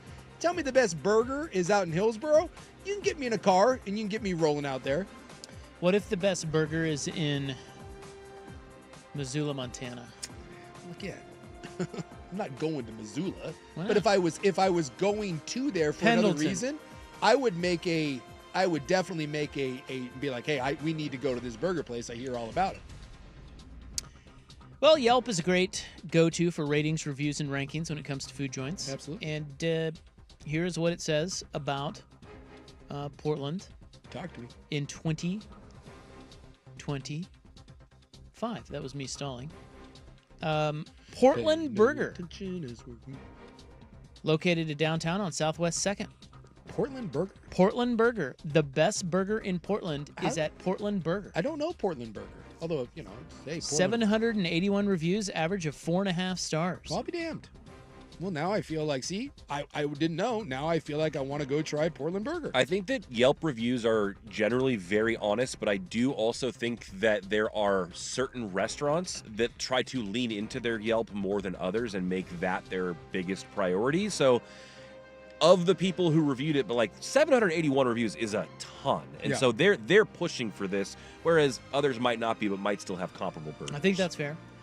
I also think that oftentimes when people are reviewing, I don't know. I just feel like a lot of people are cheap. Yeah. And oftentimes that will overly define how they review something. I can see that. You know what I'm saying? Yeah, I see where you're going with that. Like it's you know, because if a burger, you know, a lot of people don't want to pay $19-$20 for a burger. Exactly. And so so even if it's a great burger, they'll leave a 3-star review. You know what I mean? Like, sure. No, so I get it. Well, people, and I love a burger. This is why I don't really trust Yelp reviews. But I don't, under no circumstances would I ever Yelp review a burger, unless specifically like I ate at a mom and pop little hole in the wall and they were like, please leave it. So I've done that before. Like you're traveling or wherever, somewhere off the beaten path, and you could tell it's a very small business. They're like, hey, can you please leave us a review? And there's a little QR code or whatever. Yeah, I'll throw one up there. But my review is usually 5-star, this place is kick-ass, move on. But the idea of sitting down and writing a paragraph, that ain't happening. They have a deep fried chicken sandwich at Portland Burger called the Hot Chick. Yeah, but that's not a burger. It's not. They also have a vegan burger. It says on their website, we've got burgers on the grill, the music turned up, and the beer flowing. Okay. Portland Burger's number 1. It concerns me, though, that you were launching into a chicken sandwich and a vegan burger. I need a little more... other options for you. I don't know. All right. I'm going to withhold judgment. We also have Hit the Spot. I don't know that one either. Southeast Morrison comes in second. Interesting. They advertise their burgers as farm-to-table fast food. How about that? Ethically sourced ingredients. I feel bad that I'm 0 for 2. Not only do I haven't been to either one of these, I've never heard of either one. Number 3, Pleasure Burger. On Alder, Southwest Alder. 0 for 3. Block and a half from Pioneer Courthouse Square. They also offer hot dogs, chicken, and Parmesan waffle fries. Do you like a good waffle fry? God, a Parmesan waffle fry? Come So on. good. Come on. PDX Sliders is next on the There list. you go. A Portland-based chain restaurant with 3 locations. Yeah, that's standard. That's everyone. They're very good. Everyone can get on They have board. some wild burgers in there. Yeah, the one that I've been to is the one off of Mississippi. And it's fantastic. They have one in Selwood as well. There's also one on Mississippi that is, I don't know if it's on the list, but it's Lowe's Burgers with LO. And that's also on Mississippi. And Mississippi's just a great place to go for food. A phenomenal burger in the city. Number 5, Bless Your Heart Burgers. Heard of it, never been. Built on love. It's in the Concordia area. And just some of this too, like if you don't go to an area, you're not really inclined to, like, you know where to get a good burger. And it's like you kind of frequent the... No, I think that's right. Yeah. Killer Burger downtown Portland is on the list at number Really? 6. Killer Burger? Killer Burger. I've never had Killer Burger. It's fine. Good? No good? Well, I mean, it's just I don't know. To me, Killer Burger is no different than Five Guys. It's fine. It's a good I'd burger. put it like a step above that because there's slightly more gourmet options you can get at Killer Burger, but it's a pretty standard burger. It's pretty standard. And the final 4 spots on the Yelp's top burger joints in Portland 2025 are Sandy O's. That's a solid burger. I don't know where that is, and it doesn't say. Lowe's Burgers. There's your Lowe's. That's the one on Mississippi as well. Sure Shot Burger. And Sandy O's is over in, it's over by like Park Rose. It's over on that side of town. I don't know exactly where, but it's not in the best of areas, but it's a nice burger. Sure Shot is a burger stand in Northeast Portland, and we also have Wolf's Head Burger. That one I will endorse. Wolf's Head is sensational. Really? Really good. They also have Mortal Kombat arcade games there. Huh? Wolf's Head started just as a food truck, and they had a spot in Beaverton, and they've since opened up a brick and mortar because they've had such success. Okay. It's on the east side off of the Hawthorne Bridge. The other one that I will recommend that I had recently was Iron Strike Smash Burger. Really, really solid. I tell you guys, there's a lot of burger joints we got to keep straight now.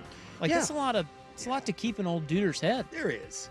Well, don't most good taverns, like if you've got a dive bar that's worth its sand, don't you usually have a pretty good burger? Yeah, it doesn't have to be a burger place to be a place that makes a great burger. Helvetia is... That's very unique to Portland, though. Yeah. You guys know that, right? Yes. Like, a lot of places have bad burgers. Yes. Or just basic burgers. It's just... Yeah, burger's a burger in a lot of places, but not here. Helvetia here, if you makes offer a great burger, one. it better be good. Also, is a dive bar that I love that, I mean, it's a hole in the wall type place, but has really good burgers. Is Slow Bar, right there off of Grand, and they've got a great big old tasty burger with good fries. We are lucky here that a lot of our bars, even if they're not like nice bars, they have good food. The competition is fierce. Yes. You better be good. I think it's hard unless you're leaning into like you're just crappy like the Slammer that does like TV dinners. Like you have to have good food. Otherwise people aren't coming back to your bar. There's too many other good options. That is in the news. June 10, 2025, brought to you by the Advocates Injury Attorneys at advocateslaw.com. Up next, sulky walk-off Josh Naylor and Jason Day's outfit on The Fan. Hi, I'm the daughter of Henderson and Daughter.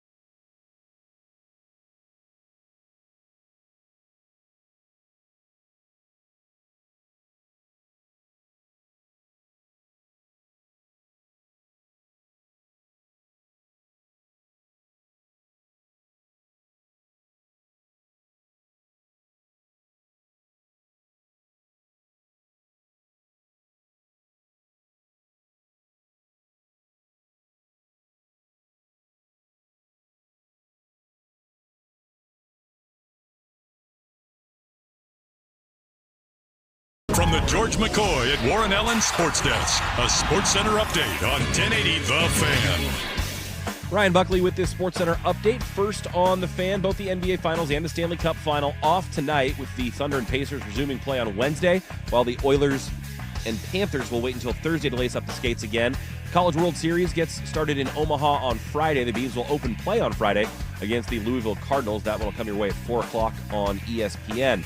A pair of Oregon Ducks named to the Perfect Game All-American squad. Outfielder Mason DeVille earned second-team honors. Pitcher Grayson Grinsell named to the third team. Meanwhile, the Mariners are back in action tonight against the D-backs after falling victim to a walk-off grand slam on Monday. Logan Evans takes the hill for Seattle tonight. Brandon Pfaadt will be on the mound for the Snakes. First pitch from the desert at 6:40. And on the gridiron, Lake Ridge star edge rusher Noah Tischendorf had been committed to play his college ball at Oregon State, but the 6th-ranked prospect in the state has now flipped his commitment and will instead continue his football career at West Virginia. More sports, scores, and stories in 30 minutes. Ryan Buckley at the George McCoy at Warren Allen Sports Desk. Hurt and missing work. Insurance companies acting like jerks. Don't call your mom. Call George McCoy at warrenallen.com. The Fan Merch Locker has a new black 1080 The Fan hoodie, as well as classic long and short sleeve tees. Get yours now at 1080thefan.com. It's 5 o'clock-ish. Hey, anybody tap the keg yet? I'll pump. This is U.S. Open Week with Isaac and Sue. Brought to you by Langdon Farms Golf Club, the best course in the Northwest for year-round golf. Book your tee time at langdonfarms.com. You're not doing anything later. Why don't you join us at 9 o'clock on the 9th green? What happens there? That's a secret of the pros. All right, cool. Thanks, man. Primetime with Isaac and Sue on 1080. Dress nice, huh? Oh, all right. The Fan. All right, welcome back. Hope you're having a nice little Tuesday. Sports Bros, Rob here. Excited. And look, Big Sook's right over there. Right here. Oh, dude. He's back. A lot of people were saying Big Sook had diarrhea. And it was true. A lot of people saying Sacred Heart has diarrhea. Could be playing amazing golf right now in Southern Utah and Vegas. Damn. Instead, here with the runny nose doing a show with you. That's a bad run. Yeah. Fella. Appreciate everyone sending photos on the golf trip of how awesome it is. Thanks, guys. We had a texter that say they know people on the golf trip, and they saw photos of what you're missing and said it looked outstanding. That's awesome. Cool. I hear that is a great place to go play golf. Yeah. Never been. Nor have I. You're going to where? Well, we flew into Vegas. So they played a round just outside of Vegas, and then they were in St. George playing 3 or 4 rounds. St. George. Back to Vegas for a day of golf and then home. My in-laws lived in St. George for a time, and I played a round of golf there. Yeah. It's beautiful down there. It's hot. Yeah. Is it hot today? Yeah, you got to play in the morning. It's like high 90s, 100 degrees. But if you get out and play, it doesn't really get hot till like 2. Damn, girl. So you got to play morning rounds, and then you lounge by the pool. A lot of FOMO out of you, and I get it, man. You something else. That's rough. Yeah, that's rough getting sick right before a cool trip like that. Yeah. I was busy Sacred Hearting it at my house. It's awesome. And then you have to get mocked and taunted for having Sacred Heart and for being a candy ass for not being able to go on the trip. By the way, can I state for the record here live on the radio that I would never do that?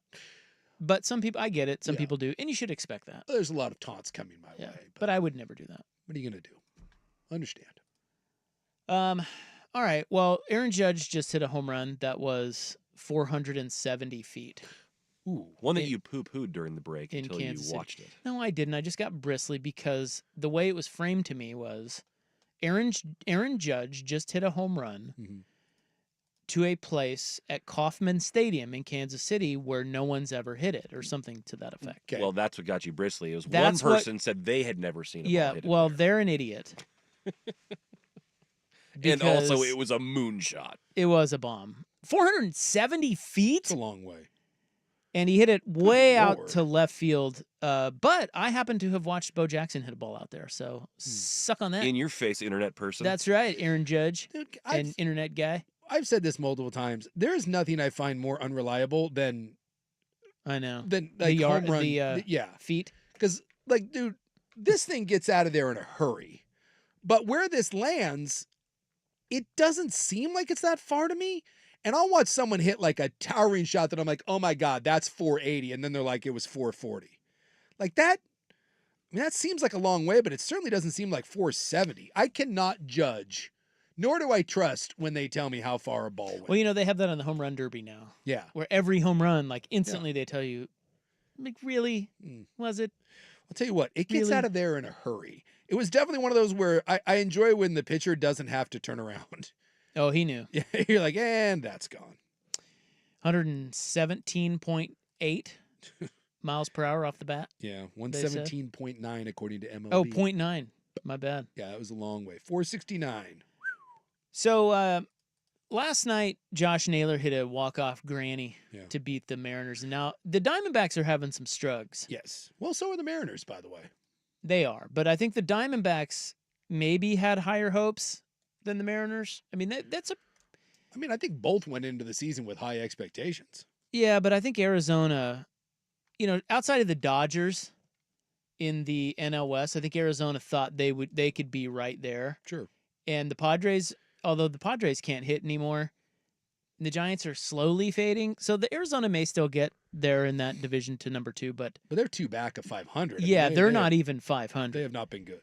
And apparently they had a players-only meeting recently, and it was said that a lot of those guys, if they don't get their S together, won't be there in a month. Yeah, come deadline time. One of those. Yeah. So maybe that's why Josh Naylor was being a little pouty. But, dude, you got to watch him. If you haven't seen his walk-off home run, watch him around the bases and then watch him in the celebration. First of all, it's pretty clear either he hates everyone on the team or they hate him. And then he's so sad and unhappy. He's doing the post-game interview, which he doesn't want to do. No. And Perdomo is over there pouring water on him. And Naylor's just standing there like looking at him like he's his dad. Looks like he wants to kill him. Yes. What is up with Josh Naylor? I don't know. Is it possible that because they blew, if you didn't see the game, they were up 4-0 going into the 9th. They blew the lead, sent it into extra. Is it possible that they just were absolutely torn apart after blowing that lead? And it was... He was just pissed. He was just pissed that, maybe, everyone was ripping on everybody and, you piece of crap, this is why we suck. And then he hits the walk-off granny and then just wanted to be done. Because once you've been like laced like that, maybe it's hard to give a rip after that. I have never seen someone in sports. I mean, can you think of another sulk that hard in a moment of victory? Yes. It's really odd to see. A moment like that, whatever it is, a game-winning shot, a walk-off granny, whatever's the equivalent in football. Have you ever seen a player react that negatively? No. To be fair, I fair, don't think it's humanly possible. So I did see someone, and I don't know a lot about old Josh Naylor there. He played in Cleveland. And I did see someone that posted another interview of Naylor when he was with the Indians. Guardians. Right? The Guardians, sorry. The Guardians. Canceled. And I don't know what the context, but it was the end of the game. Obviously, he was the star of the game. And someone comes along and dumps like 2 cups of water, like in a playful manner, and on him and the guy doing the interview. And Naylor doesn't react at all. Like he doesn't smile. He doesn't smirk. He just pretends that it didn't happen. So is it possible that he's just a red ass? That's his bit. I don't know. I know nothing about him other than he's kind of a fat butt. He's Canadian. He's pretty fat. Is he Canadian? I just learned this. He had a pretty good year last year, and Cleveland still got rid of him. So maybe he is just nobody likes him. Yeah. And maybe he's the problem in Arizona, or there was something boiling over in that game. Who knows? I don't know. It is possible too that when if that really is your bit, and you're just that can wear thin on people. Like when you're winning, then people take that as you're colorful or you just you've got a bristly personality. But when you're sucking and everything's not going well, and you've got a sourpuss that's supposed to be good, I could see where that rubs some people the wrong way. The only other moment that I can remember, which should be pure jubilation, where you made sports fans cry. Yeah. But you acted like that, and it's not comparable in a sense that this was just it was Damian Lillard after the shot against which was the one where they dogpiled him right. Oh, you was just like the stare into the camera. Yeah, I know, but who was that against? The Thunder.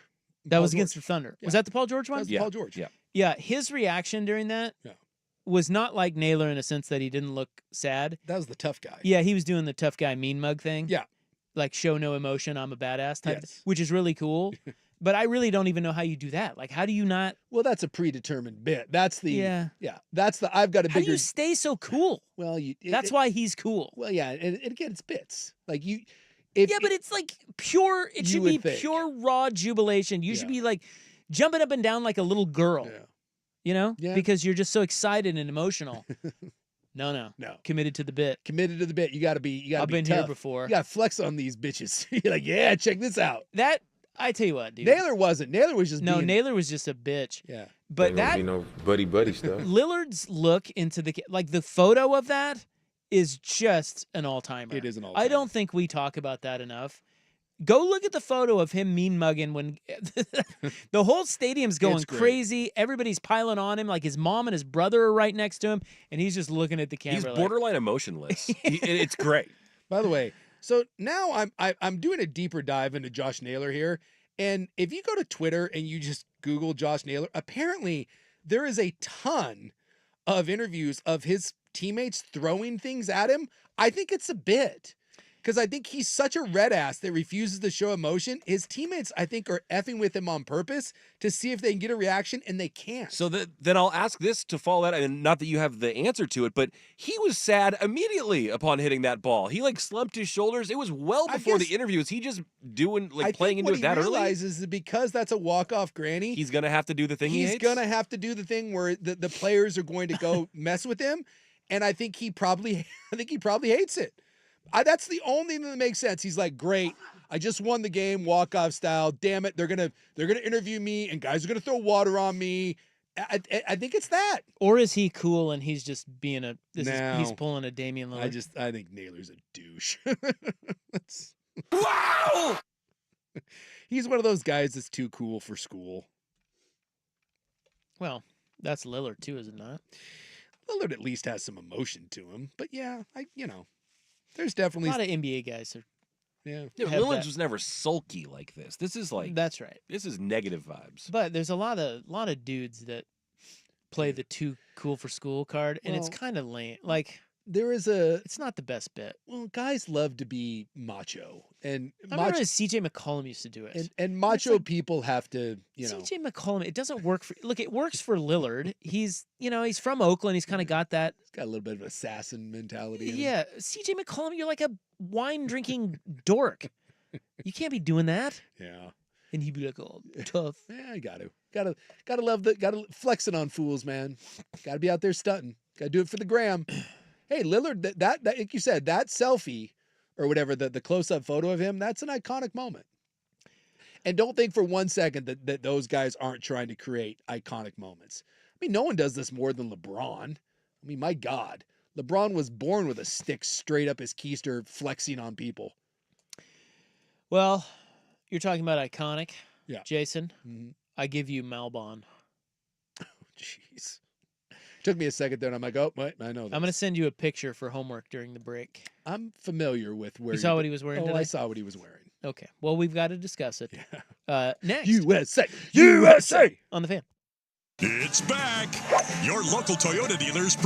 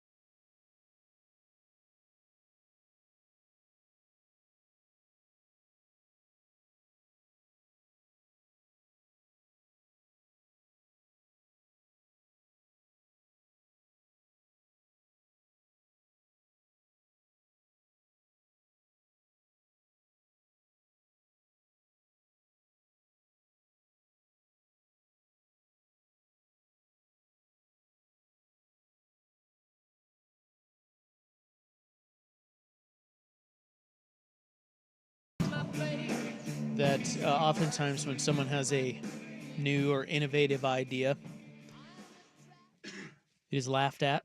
Yes. Because we're just plebes and peasants. Mm-hmm.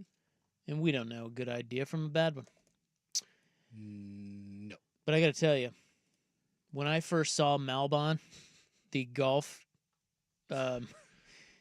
it's the golf gear that Jason Day wears. Jason Day left Nike a number of years ago and went with them. And I had never heard of them until Jason Day started showing up in their clothing. Well, they're fresh on the scene.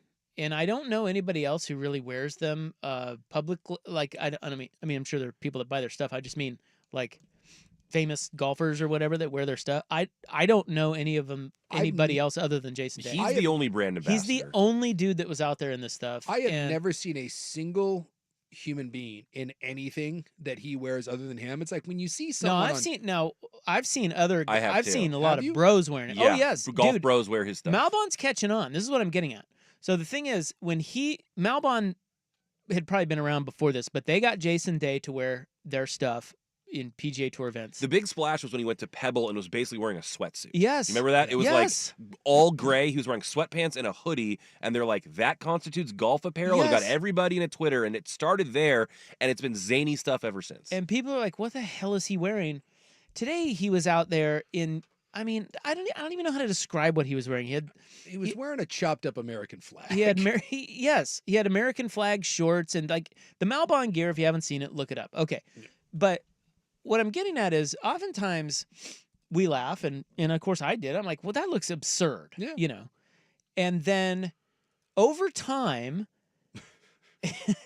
it starts to stand out, and for whatever reason, like it's different. Like it leads people down a new path, which I think is a big reason why we can't like wrap our heads around the idea of Uber, and then Uber shows up, and then before you know it, you go, wow, that really works. Like that, why would I ever think that I would never do that, right? Because if I told you way before Uber, hey, there's going to be this new thing where other people are just going to come pick you up. Yeah.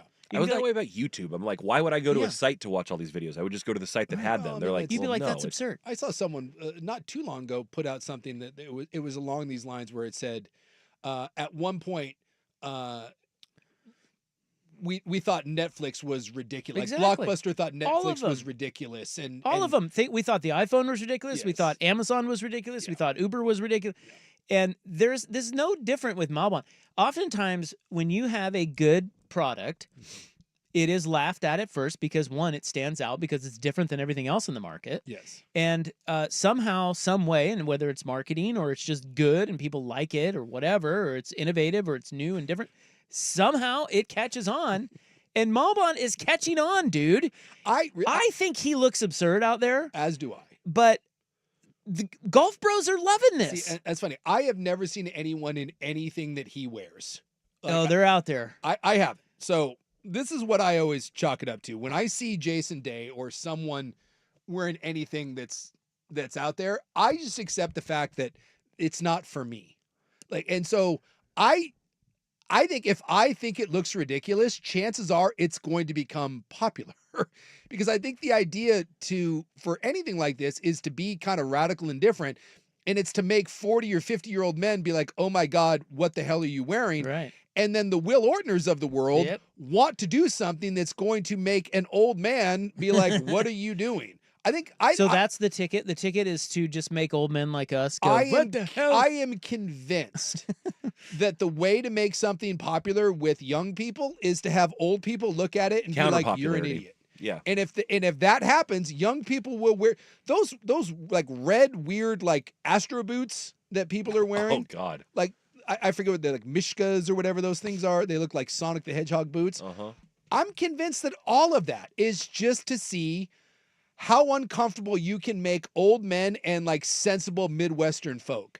People that live on the East and West Coast and people in their 20s just want to do something that makes old people uncomfortable. God dang, what do you think? And I think that's what they did with Jason Day. Well, I tell you what, Malbon, it'd be interesting to see the numbers on it, but I'm seeing it more and more. And the more he's wearing this stuff, the less it's looking ridiculous, wild. Like it's just. I saw him today, and I was like, oh my god. Well, but see, this the was kids are just, dude. All the beer chugging bros out there at the U.S. Open following the practice round today were all over him. I will say that this is the first time I've seen him wear an outfit that, to me, I would be like, oh my god, everyone's gonna buy that. Everyone's gonna buy that. Like, so my buddy's a member out at Royal Oaks, and it is a very, I mean, every country club is probably like this, right? Like, it just has a certain type of person to it. And I'm telling you, when I saw Jason Day's outfit, my first thing was, within 2 weeks, I'm going to go out there to either play with him or just I'll meet out there and have a drink with him. There will be 10 different people wearing that entire Jason Day outfit, and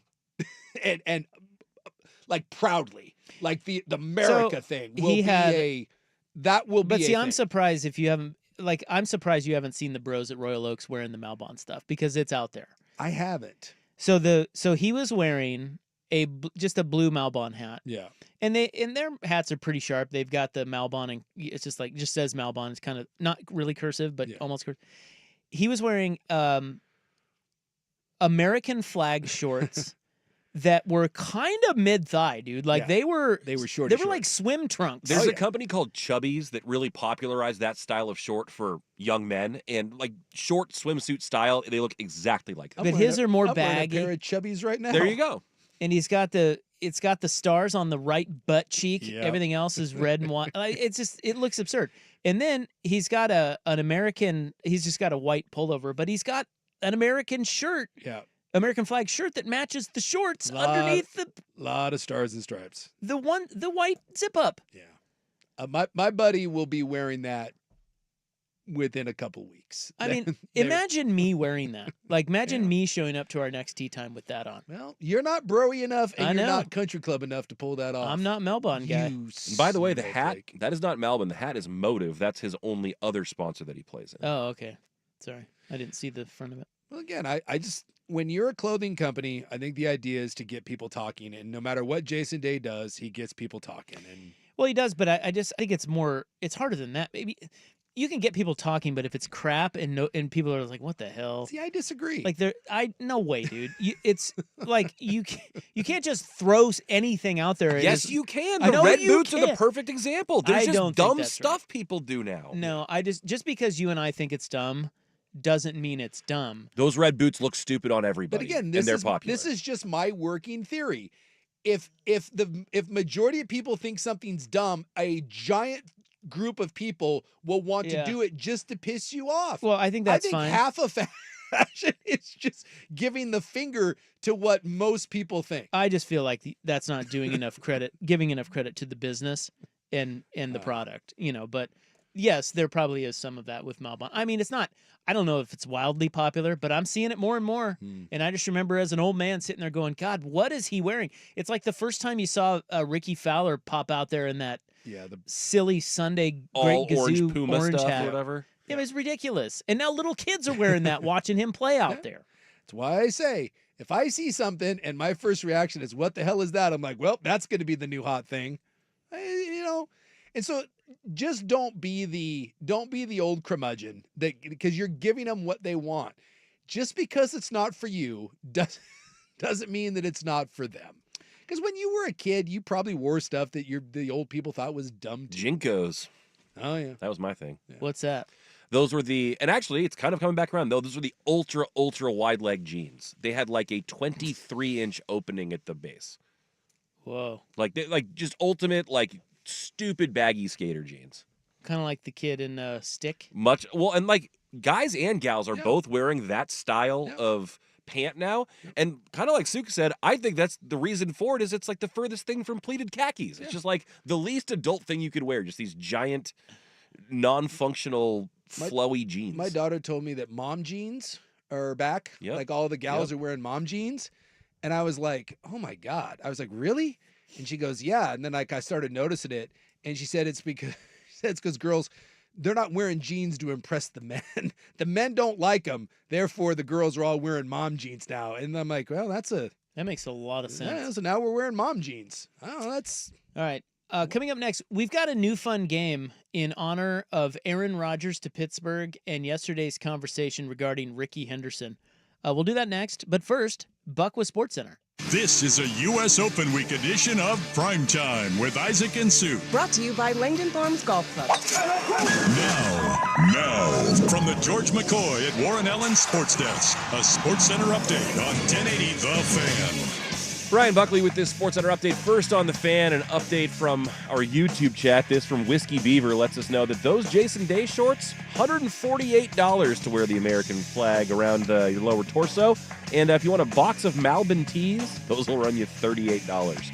Meanwhile, let's talk some sports. The NBA Finals and the Stanley Cup Final both off tonight, with the Thunder and Pacers resuming play tomorrow, and the Oilers and Panthers will wait until Thursday to lace up the skates again. College World Series starts on Friday. That's when the Beavs play. They take on the Louisville Cardinals Friday at 4 o'clock in the afternoon on ESPN. Meanwhile, the Mariners are back in action tonight against the D-backs after they fell victim to a walk-off grand slam on Monday. Logan Evans gets the call for the M's tonight.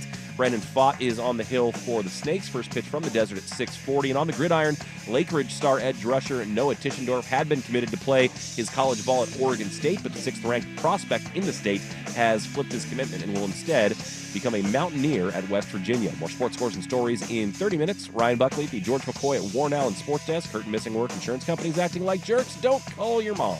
Call George McCoy at warrenallen.com. Jump back to earlier parts of your favorite fan shows on the Odyssey app. The only way to rewind Portland's sports leader, 1080 The Fan.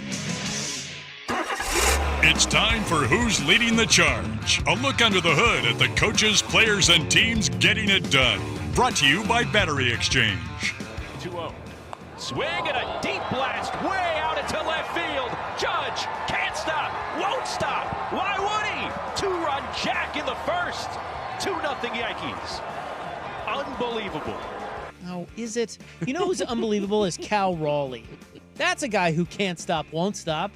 Well, get out of here with that. Is Aaron Judge? Can Aaron Judge stop? He just isn't, or what? 470-foot home run tonight. Yeah, home run. Pretty long. A long one. I bet you Raleigh hits one 500 tonight. The dumper. Who's Leading the Charge? Brought to you by Battery Exchange. Mention code BXT10 at checkout for 10% off your entire purchase online at batteryexchange.com. This is the story of the one. As a safety manager at a manufacturing plant, he does everything he can to keep his coworkers safe.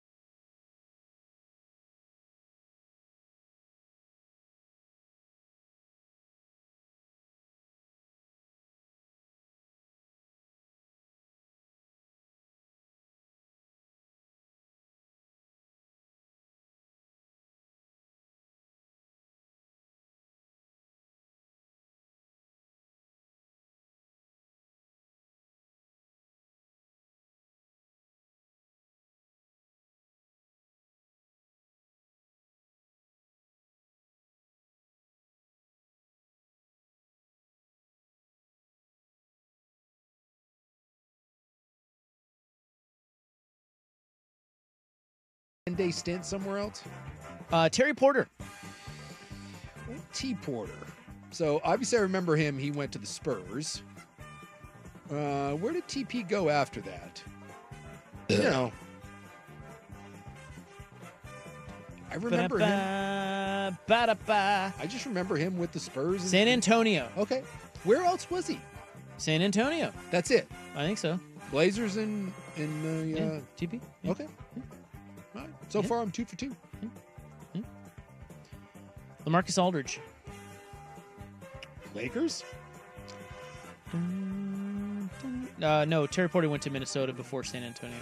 Okay, so he ended in San Antonio, but he's not. See, I don't remember him in Minnesota. Yeah, this is which franchise did these guys finish their career with? Okay. Okay. This is which they finished with. Yes. So you don't have to name all the franchises they were with. It's just where they ended.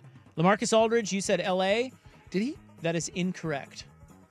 Did he not play for the Lakers? Wasn't he a Laker? Is my head squarely? He might have been a Laker, but again, this is who they finished with. But I can't remember if he was a Laker or not. I'm looking it up. Okay. Hold on. Maybe he was going to be a Laker and Spurs. Oh, so where did he end up? Never was with the Lakers. Okay. Why am I thinking the Lakers? I think maybe there were some rumors that maybe he would go there or something. So he ended up, he played all those years in San Antonio, and then where did he? He went to Brooklyn. Ow! I remember Brooklyn, the Nets. I remember that. Rasheed Wallace. So she bounced around a little bit. I know he was in Boston. Trying to think of where else he would have been.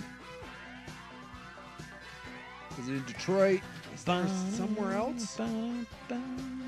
I last remember him in Detroit, but I don't think that's where he finished at. I know he played in Boston, and I feel like he was maybe another place or two, but I'm just going to say Boston. New York, the Knicks. Yeah, Boston was second to last. Didn't he win a title in Boston? Was he not on that championship team? I don't think he got a ring with them, but maybe I'm wrong. He was only there 1 year. He was with the Knicks? Yeah. Yeah, isn't that weird? Yeah, I thought I remember him being somewhere else, but I don't remember it being the He Knicks. played 21 games with them. With which franchise did these Blazer greats finish their career? Brian Grant. Ooh, the Rasta Monster. The Rasta Monster. Boy. This one shouldn't be that hard. Really? Lakers? Well, I mean, no, that's close. He was with the Lakers. Maybe it is that hard. He only played, again, 21 games. 21 games. Of course, you remember him with Miami as well. Yeah, So he went Sacramento, Portland, Miami, L.A., and... I don't remember. The Phoenix Suns. Dude, you're going to give me 10 guesses, and I'm not certain I'm coming up with the Phoenix Suns. That's a dartboard throw. The late, great Jerome Kersey. Late, great Jerome Kersey. All right, well, remember him in Portland. I remember him in San Antonio. I thought he was a Laker as well. Yeah. He played for 3 other teams. Is he a Laker? Is that the... No, you said Lakers. Portland, Lakers, San Antonio, you've already said, but he's played for 3 other teams after that. Or, I mean, like, in addition to In that. addition to? Yeah. Yeah, I didn't know he bounced around as much as he did either. Because he was in Portland a while. Yeah, I remember Portland, San Antonio, and I remember the Lakers, and that's all I So he remember went from Portland to Golden State. Did I remember him in Golden State at all? He went to the Lakers. Then he went to Seattle. Oh. Did you know he was a Supersonic? No. Really? He was. Then the Spurs, and he wrapped up in Milwaukee with the Bucks. He was with the Sonics before he was with the Spurs? He was. Boy. Darius Miles. By the way, can I just say that is the weirdest one so far? Like of the one that I just don't have any sort of recollection. And I was friends with Jerome. That blew my mind. Darius Miles. I feel like he may have bounced around a lot too. Now, Portland was his second to last stop. Interestingly enough, he only went to one other city after Portland. Really? Yeah.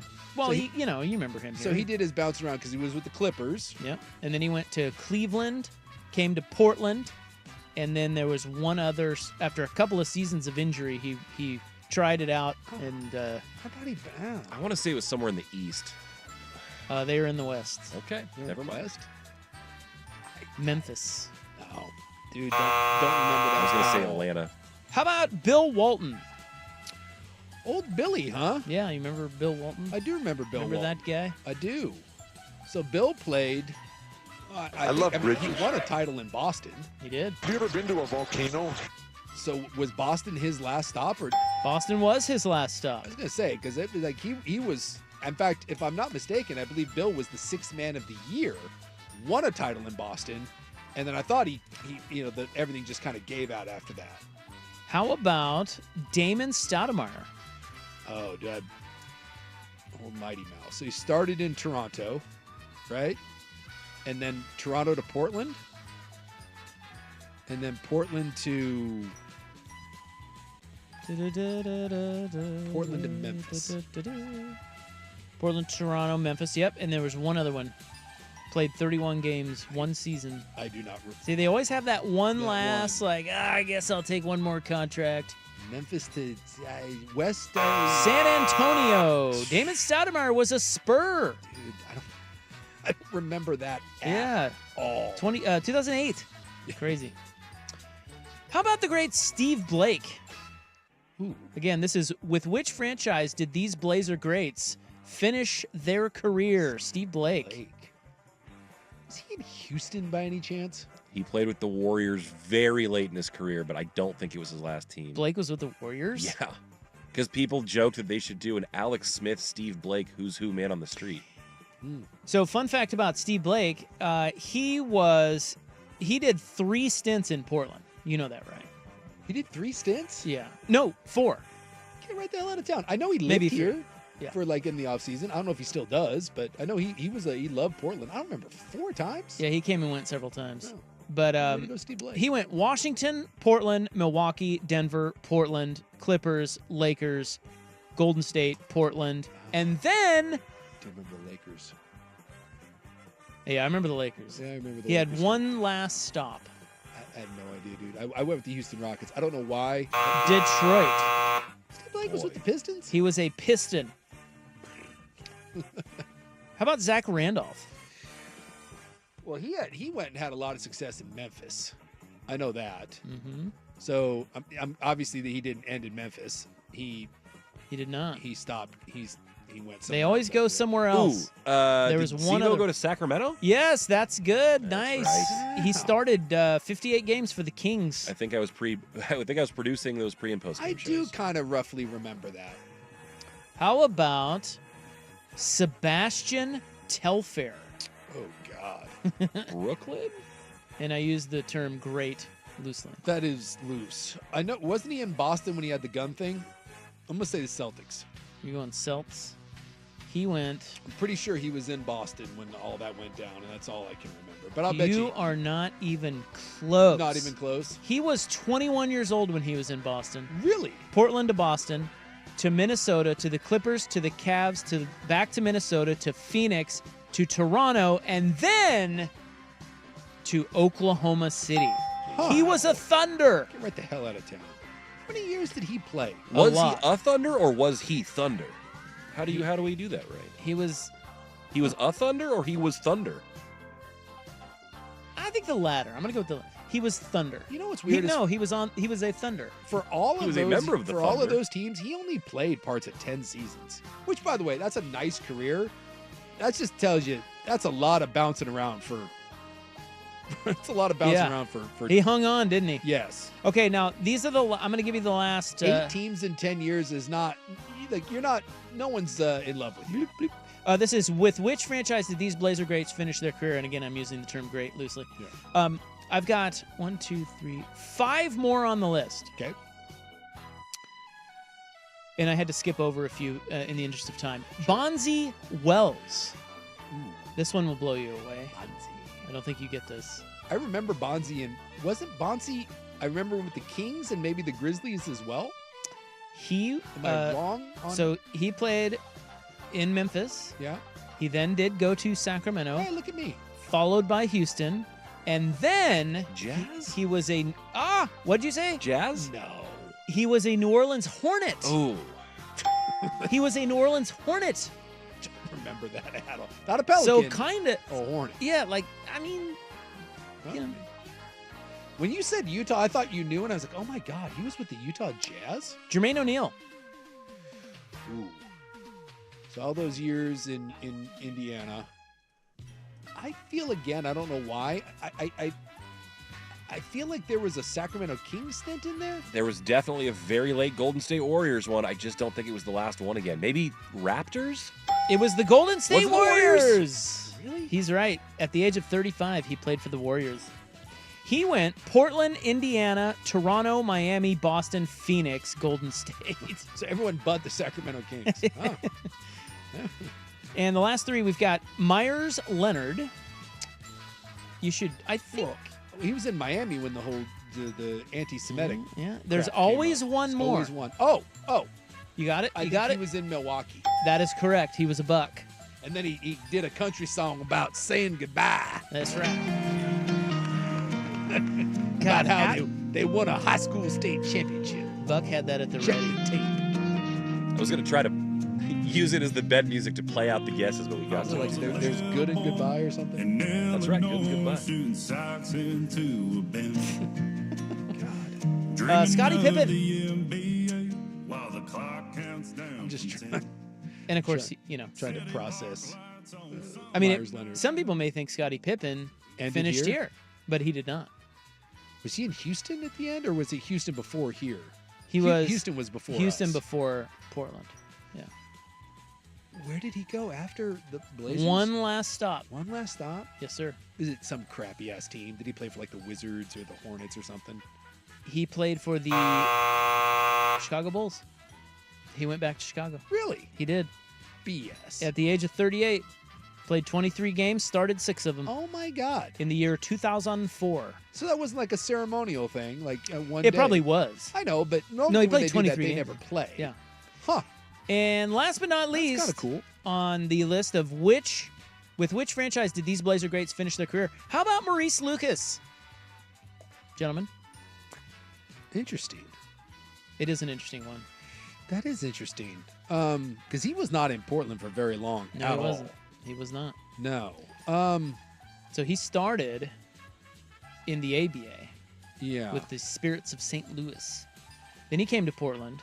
Actually, he might have played for 2 teams. Yeah, the Kentucky Colonels, then Portland. Then he left. He went to the Nets. He went to the Knicks. Mm-hmm.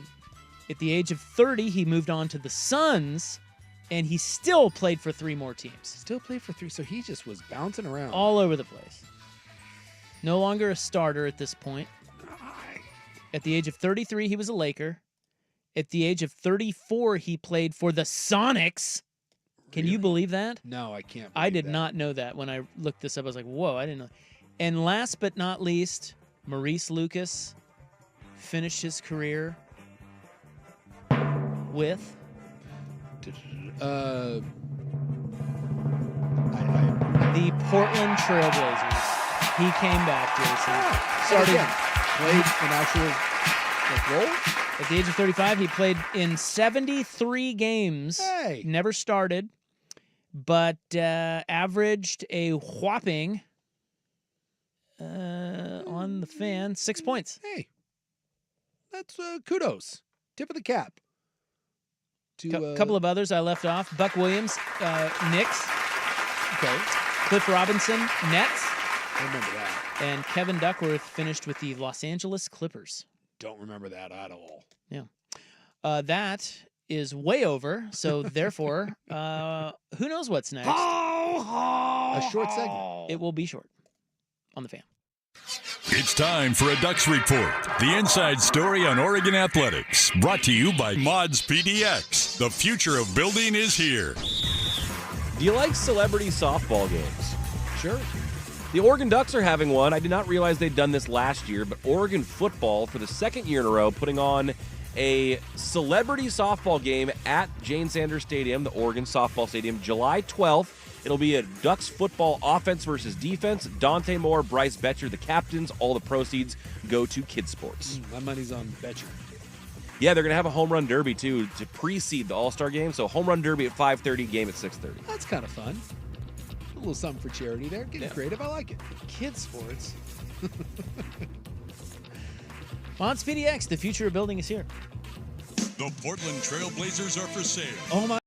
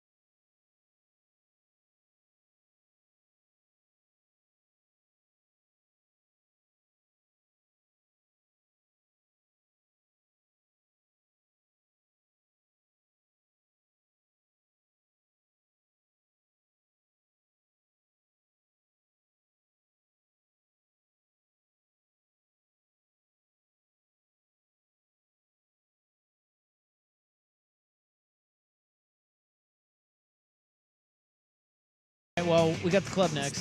With Ryan Buckley, hot U.S. Open odds. And by the way, that bogey round, Buckley, you should share that. That's an unbelievable. If you want to know what Oakmont's about to do to these guys, wow! Buckley, drop that one on us. Yeah, I saw this nugget today. There are two crazy gambling nuggets out there, but one of them is the odds for any player in the field, 155 players, 2 days plus, half the field, Saturday, Sunday, any player to have a bogey-free round at Oakmont.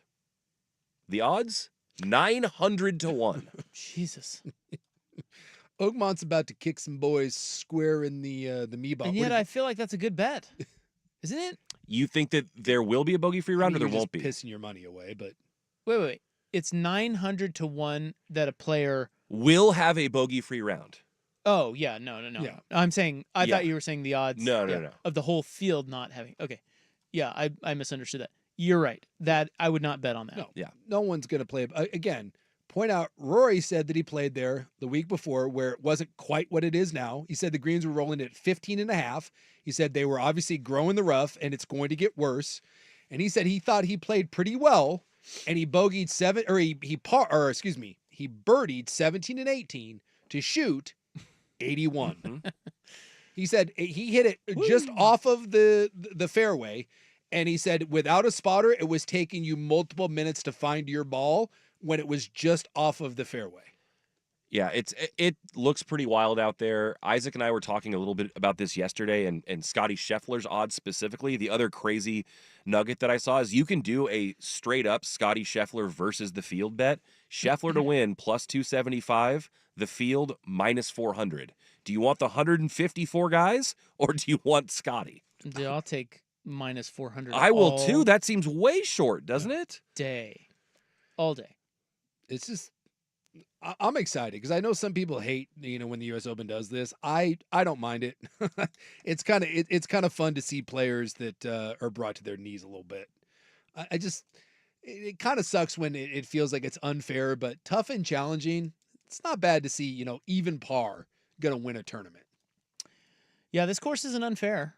Yeah. I mean, this is, the best anecdote there is Johnny Miller shot 60. What is it? The famous 63 or 64, whatever it was. Yeah. On Sunday at this course. Yeah. Like there are birdies to be had out there. You just got to find the fairway. Yeah. You can't be long and wild. It's gonna, there is no Bryson. I'm just gonna hit it as far as I can, and I'll worry about the consequences after the ball lands. Not so much. All right. Coming up next, the club's next. Tom Cruise is now in the Guinness Book of World Records. Did you know this? I did not. Yeah. We'll get to that when we return on The Fan. Hey, it's Suk from my good friends at A&E Plumbing, Heating, and Air. Last week, my hot water heater went kaput. Started to panic a little bit. No hot water is no good. Within 48 hours, Kyle and Jason had the old one hauled out of there, brand new one put in, more efficient than ever. I'm rocking and rolling. No one does it better than A&E. I can personally back up their work with my own experiences. They've always treated me great, and they're going to do it for you too. And they back their quality workmanship up with a lifetime guarantee. Check it out, aeheatingandcooling.com. License number PB2515. This is the story of the one. As a safety manager at a manufacturing plant, he does everything he can to keep his coworkers safe. From finding ways to reduce risks to keeping safety supplies in stock. And for that, he relies on Grainger. Grainger offers a broad range of quality products and next-day delivery, so he can always play it safe. Call 1-800-GRAINGER, click Grainger.com, or just stop by. Grainger.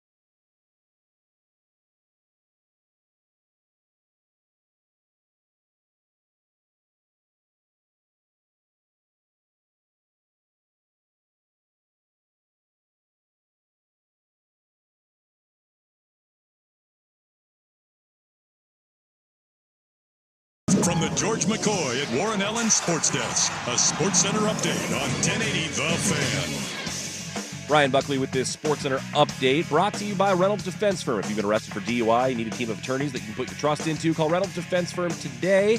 Online at reynoldsdefensefirm.com. First on the Fan, Harley telling us in the YouTube chat that 900-1 number has already been bet down. It's now 500-1 for a bogey-free round at Oakmont. Meanwhile, let's talk a little baseball. The Beavs get started in the College World Series on Friday. They will open play against the Louisville Cardinals. That one will come your way at 4 o'clock in the afternoon on ESPN. Meanwhile, the Mariners are back in action tonight against the D-backs after falling victim to a walk-off grand slam Monday. Logan Evans takes the hill for the M's. Brandon Pfaadt toes the rubber for the Snakes. First pitch from the desert is at 6:40. Both the NBA Finals and the Stanley Cup Final are off tonight, with the Thunder and Pacers resuming play on Wednesday, while the Oilers and Panthers will wait until Thursday to lace up the skates again. More sports scores and stories in 30 minutes. Ryan Buckley, the George McCoy at Warren Allen Sports Desk. Hurt and missing work. Insurance companies acting like jerks. Don't call your mom. Call George McCoy at warrenallen.com. It's back. The 11th annual Fan Golf Classic at Langdon Farms Golf Club happens Tuesday, June 24th.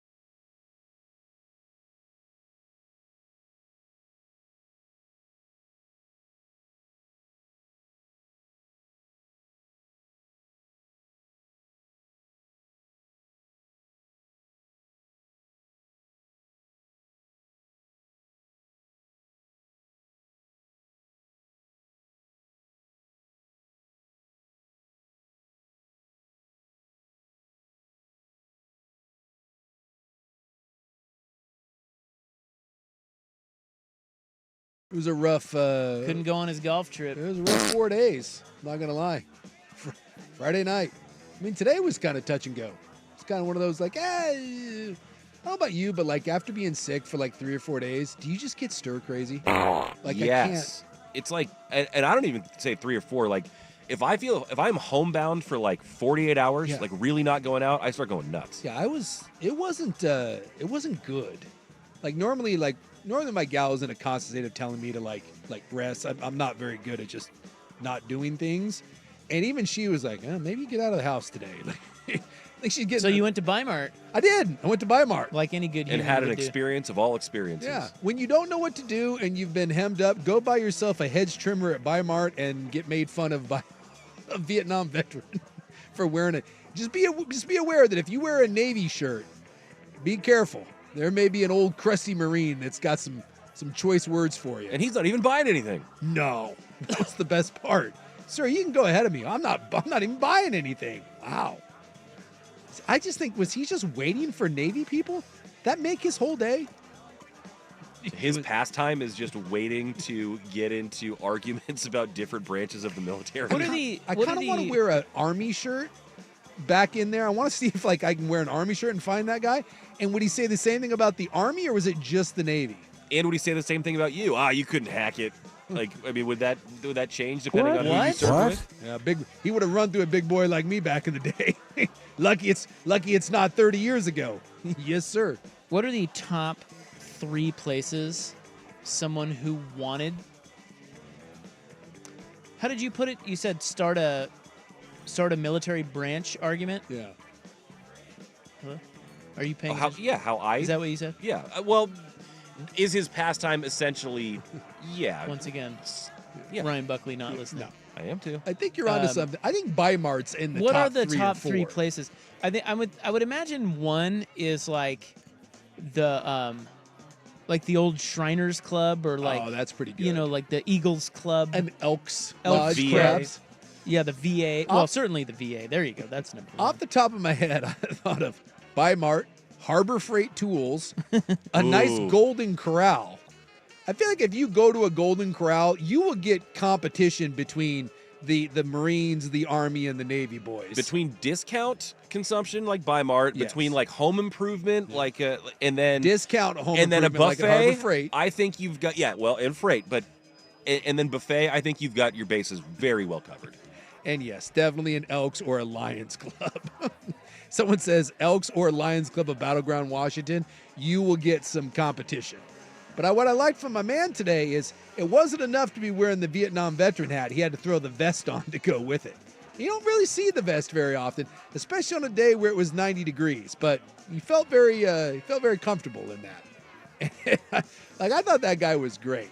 I don't know if that dude was just like trying to get a razz, but that was the best part of my day. Well, so you know he was there for Lucky Number Tuesday. I would assume so. That's why he wasn't buying anything, but he was checking his numbers. Because you have to go in and show them your number if you're going to win. And then someone pointed out on the text line earlier that the way they design the stores is that you essentially have to go through the checkout to get out, kind of like You do. in casinos you have to go through the gambling floor to leave. And so maybe you might as well buy something. If he's there for the numbers and he's not buying anything, it would stand to reason he's still got to get through a line. I do enjoy the fact, though, that I believe he picked the line just to heckle me for wearing my... Oh, that I believe. For wearing... Like, I can't say what he called the Navy boys, but... Bunch of candy asses, those Navy boys. All right. That guy was fantastic. And let me just say, I'm excited about my new hedge trimmer. Boy! Yeah. I haven't done anything. Did you get a nice discount? I did. Well, it was already at a low price, and then I found out it was $30 off. And let me tell you something. The lady that was near death checking me out, she was very excited about the low price I was getting on the hedge trimmer. Great value. Couldn't be any happier with it. All right, Tom Cruise is now in the Guinness Book of World Records as the oldest middle-aged lesbian to jump out of a airplane at with a 30,000 middle feet. tooth. Yeah. And boy, his face every time I see him looks more and more stretched out. Well, I mean, I just can't get over how stretched it is at this point, and it makes me scared for when I'm going to see him next. Have you seen Wayne Gretzky lately? What he will look like? Yeah, I have. I believe that they may be in some sort of competition to see whose face can morph the greatest. They made a movie about it called Face Off. Dude, I'm telling you, if Wayne Gretzky and Tom Cruise switched faces, you wouldn't notice a difference. Throw Keith Urban in that mix. It's getting freaky. Well, he's not just an action star No. with a stretched face. He is a world record holder, and we'll tell you why next on The Fan. The home of Dirt and Spray.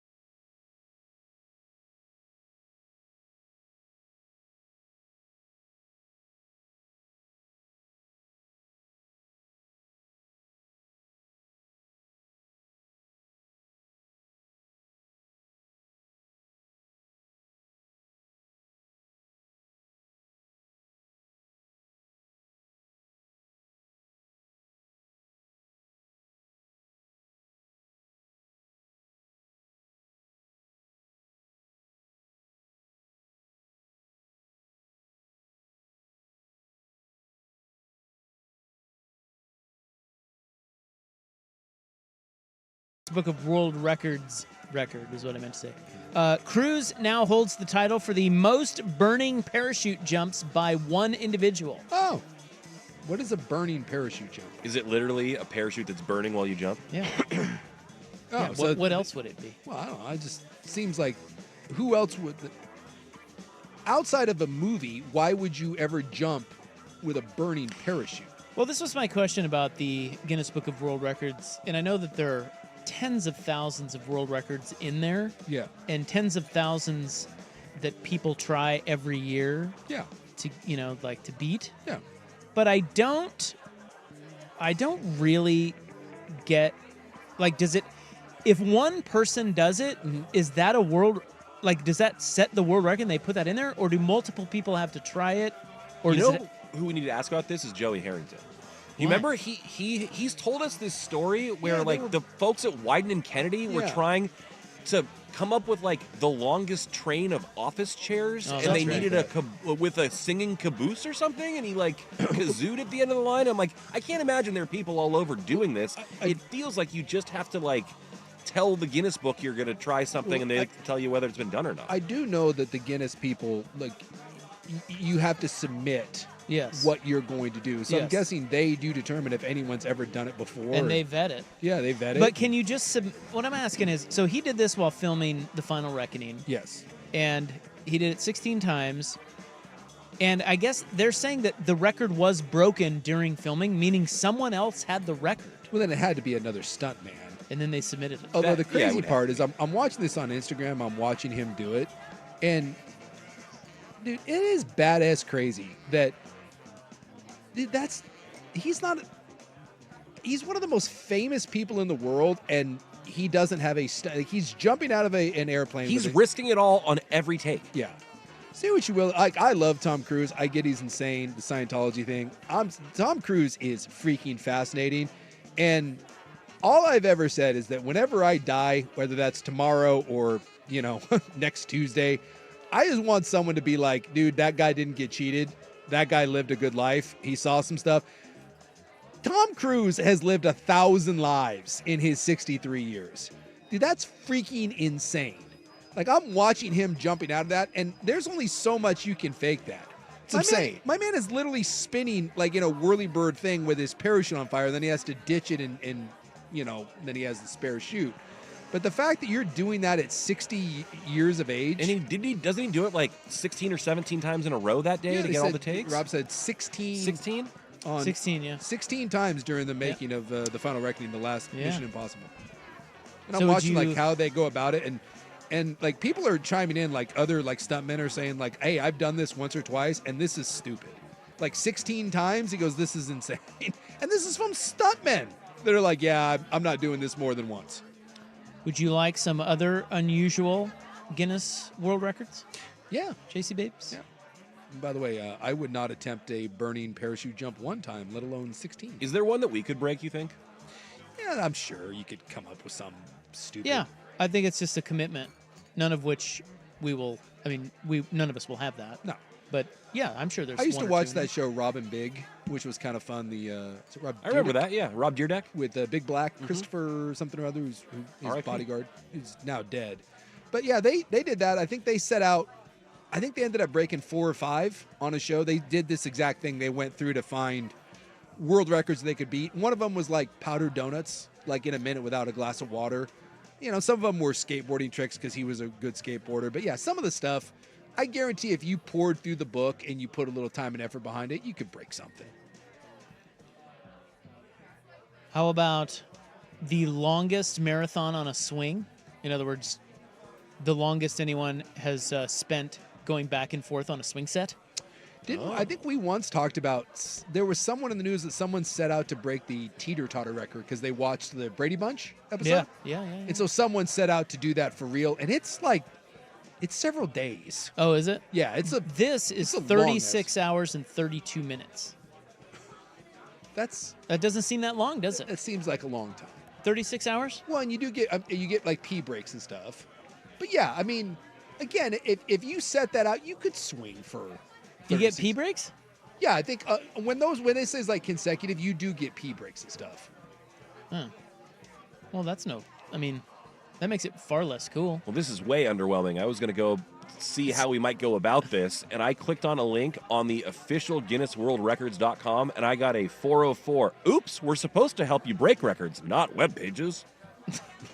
Cool. Yeah, I'm pretty certain that in all of these things they do budget bathroom breaks. Yeah, the world record for most consecutive teeter-totter, we talked about this. It was a number of years ago, but they were watching the Brady Bunch thing. They did it for 216 hours and 10 minutes. I don't know how many days that is. Anybody? What's 216 hours? 24 hours? Break that down. Hold on. Yeah. 24, I mean, 9 days. Yeah, dude, that man teeter-tottered for 9 days? 9 days. But you said they get off and pee and I do eat think and stuff? I'm fairly certain they get a certain amount of. You could pee on a teeter-totter. Yeah, You probably couldn't poop on a teeter-totter. Am I out to lunch that that's a little lame? That they're calling this consecutive when it's really not? Well, I don't think you're allowed. Like, you couldn't do that. So then the record should end when someone has to go to the bathroom. I kind of agree with Buck. I don't think that works. Let's see if I can find a. How about this one? What do you think is the farthest someone has thrown a washing machine? Because this is in the Guinness Book of World Records. God. Okay, so a foot and a half. Foot and a half? So washing machine picking it up. I mean, they're heavier than dryers. I'm going to say a washing machine weighs, I don't know, maybe 100 pounds. I'm going to say you get one of these big old beasts that can kind of over the head that thing. I'm going to go like 9 to 10 feet. 14 feet, 7 inches. Yeah. And I'm seeing they weigh between 150 and 250 pounds. How much? 150 and 250. Okay. Yeah, the dryer you could throw a little higher. Having moved a handful, the dryer's always easier than the washer. You don't have the drum.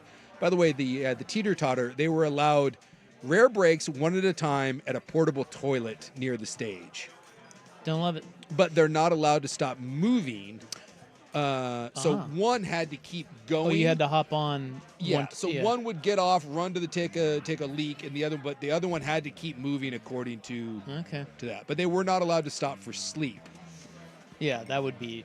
That would. I mean, then it wouldn't be a record at all. But one would sleep while the other one. Yeah, teetered. just kept going. Kept going. See, I don't like that either. I don't know. I think those guys are kind of weenies. How about most in a beard? I've got 5. Run that by me. Most in a beard. What is most? Most what in a 5. beard? I don't even know what that means. Most forks in a beard. Almost forks in a beard. Most forks. I've got in a 5 beard. different most in a beards, but the first one is forks. Oh, well, Most some of these forks. dudes with their beards like this, some of those beards are gross. Yeah. The ZZ Top beards. Which, by the way, I have a big beard, and I've let mine go for a little while. It is such a pain in the ass. How those dudes have a Jebediah sort of beard, that's committed just, to the bit. Well, but it's dumb. Like, I've let my beard go for maybe, I don't know, where it gets down to maybe like my collarbone. And even that is just, it sucks. It is, you can't eat, you can't drink with it. It's just a constant pain in the ass. I can't even imagine what one of these dudes that has a real hillbilly beard. And I'm guessing you could get like 100 and something forks in that thing. 126. Hey, there you go. Most chopsticks in a beard, 520. Most paper straws in a beard, 534. Most pencils in a beard in 1 minute, 59. And most pencils in a beard overall, 456. Yeah. I would like to see the length of the beard on that. It's very long. I was going to say, and you got to have bush in that. It's down past his nips. Yeah, I do not, you talk about being committed to a bit that just, it makes every part of your life harder. So why would you do it? It's the people that have like the really long fingernails. It makes everything about your day-to-day existence more challenging. Why would you do that? And the most tennis balls caught blindfolded. Do they have like in a row, at auditory one time? sensors on them? Or how would you catch them if you didn't know where they were? Just like bouncing off your head? You get like a Marco Polo situation going 10. on, or 11. Oh. Hey, you know what? I was fairly close on a lot of these. I feel pretty good. 11. So yeah, like how hard are you throwing them? Is that launched from a? It's in 1 minute. Yeah. And it was achieved by an Australian by the name of Anthony Kelly. Blah, blah, bloop, bloop. Yeah, that's all it says. Well, I've got a list of records that we could break if we want to try to do that next. What do you think is our best bet? Oh, I mean, a lot of it's speed related. Like how fast for example, how many toilet paper rolls could you build a tower of in 30 seconds? Yeah, there's no way, dude. Because I've seen people that like stack like that. I'm not doing that. No, that's not one I'd want to Only tackle. 28 rolls in 30 seconds. I feel like that's doable. I don't think so. Well, someone did it. Don't you? Well, yeah, but don't you think you'd have to be kind of interested? Yes. Yeah. Like, well, and the people that do that, you have to have a state. Like I've seen like the record stack people that do like the cups. That's like you're a savant for that. Like you have a unique talent that you have to. And I do not have that. I do not have the quick. Yeah, we're out on that one. How about how many socks you can put on 1 foot in 30 seconds? Again, I think that the efficiency that it takes for that. What if you could have everything set up all nice, get a little system in place? 28 socks. That's Don't the love record. it. Wouldn't be any good at it. Most White Russians consumed by a lactose intolerant man in a 4-hour radio program. Hours of radio missed due to explosive diarrhea. Well, when I was at the Lebowski bar in Iceland, I tried to conquer. They said no one had ever done it. I tried to conquer their White Russian menu. I think there was like 39 different flavors. And White Russians. It did not. The stomach gave out way before. How about most clothespins clipped to your face in 60 seconds? Yeah, I've actually seen the person that like has the record of most clothespins on your face. Yeah, that would be Silvio Saba. Yeah, that thing's ridiculous. He got 51 on there in a minute. Now, here's the question: how many of these will we have to go through before we find one that we're even remotely think we could do? The longest flight of a rubber band. How far could you shoot a rubber band? No chance. 30 meters. I feel like that would take. Whoa. I feel like that would take a lot of practice. Yeah, but at least again, that's just flicking a rubber band. Are there any of them that don't take any skill or practice? What about eating the most baked beans with a cocktail stick in 60 seconds? A cocktail stick? You know, like the little, like, basically like toothpick that like holds the cherries and all that. Do you stab and eat? Yeah, you have to stab them to eat them. Yeah, see, again, I don't think I'd How be many any good could you do in 60 seconds? 5? I don't know. Let's see. I'd be more willing to attempt that. He did 68 in a minute. God. You see, there's no way. How does he do it? So he scoops. He uses it as a spoon. He I must. don't know. Again, the efficiency that it takes to do that, like you're gonna have to do that hour after hour after hour after hour. Yeah. In order to get down the efficient movement of Exactly. Longest time with an object balanced on your nose? No chance. No chance. 2 hours, 42 minutes? Nope. Man, your neck would be sore. Most T-shirts put on in 60 seconds. Again. Wouldn't you have to be super skinny? Or just have wide-ranging sizes of T-shirts. They just get bigger and bigger. 260 of them. Whoa! I guess that comes down to, I don't think we appreciate how stupid these things are. But again, I go back to the efficiency of movement and how long that must take to get everything eliminated to where you're just one after the other. 260 in 60 seconds is more than 4 T-shirts every second. How does that even happen? I don't know. Or, I mean, can you do something where you have a bunch of them kind of stacked up and you can actually throw on like 5 or 10 at a time? I don't know. So that goes back to like when you watch, if you ever want to see something crazy, look at the cup towers, where people, watch the people that compete in those speed. Like the stacking competitions? They're nuts. You can't, you just blink and it's over. Yeah. Or there's people that can solve a Rubik's Cube. In like a second. In 1 second. And then you watch it happen and you're like, dude, you could stack cups or a Rubik's Cube or whatever. You could do that for 10 straight years. And if your brain isn't wired in a certain way, you aren't beating that record. So these records may be dumb, but the idea that these are easy to break or anyone can break them, that just isn't the case. Do you think that if I put your life on the line and I said you had to enter that record book in a year, do you think you would die? I kill you? I think you could find something in a year's time to dedicate. I think you could do it. Okay, so the same man has a record for the most spoons hung on his face and also fastest time unraveling a single roll of toilet paper with just one hand.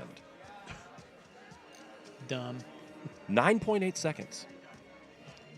One hand. Unrolling a roll of toilet paper. And it can't break? It doesn't say. I don't even know what that. What? I gotta tell you, Do you know I think how toilet paper works?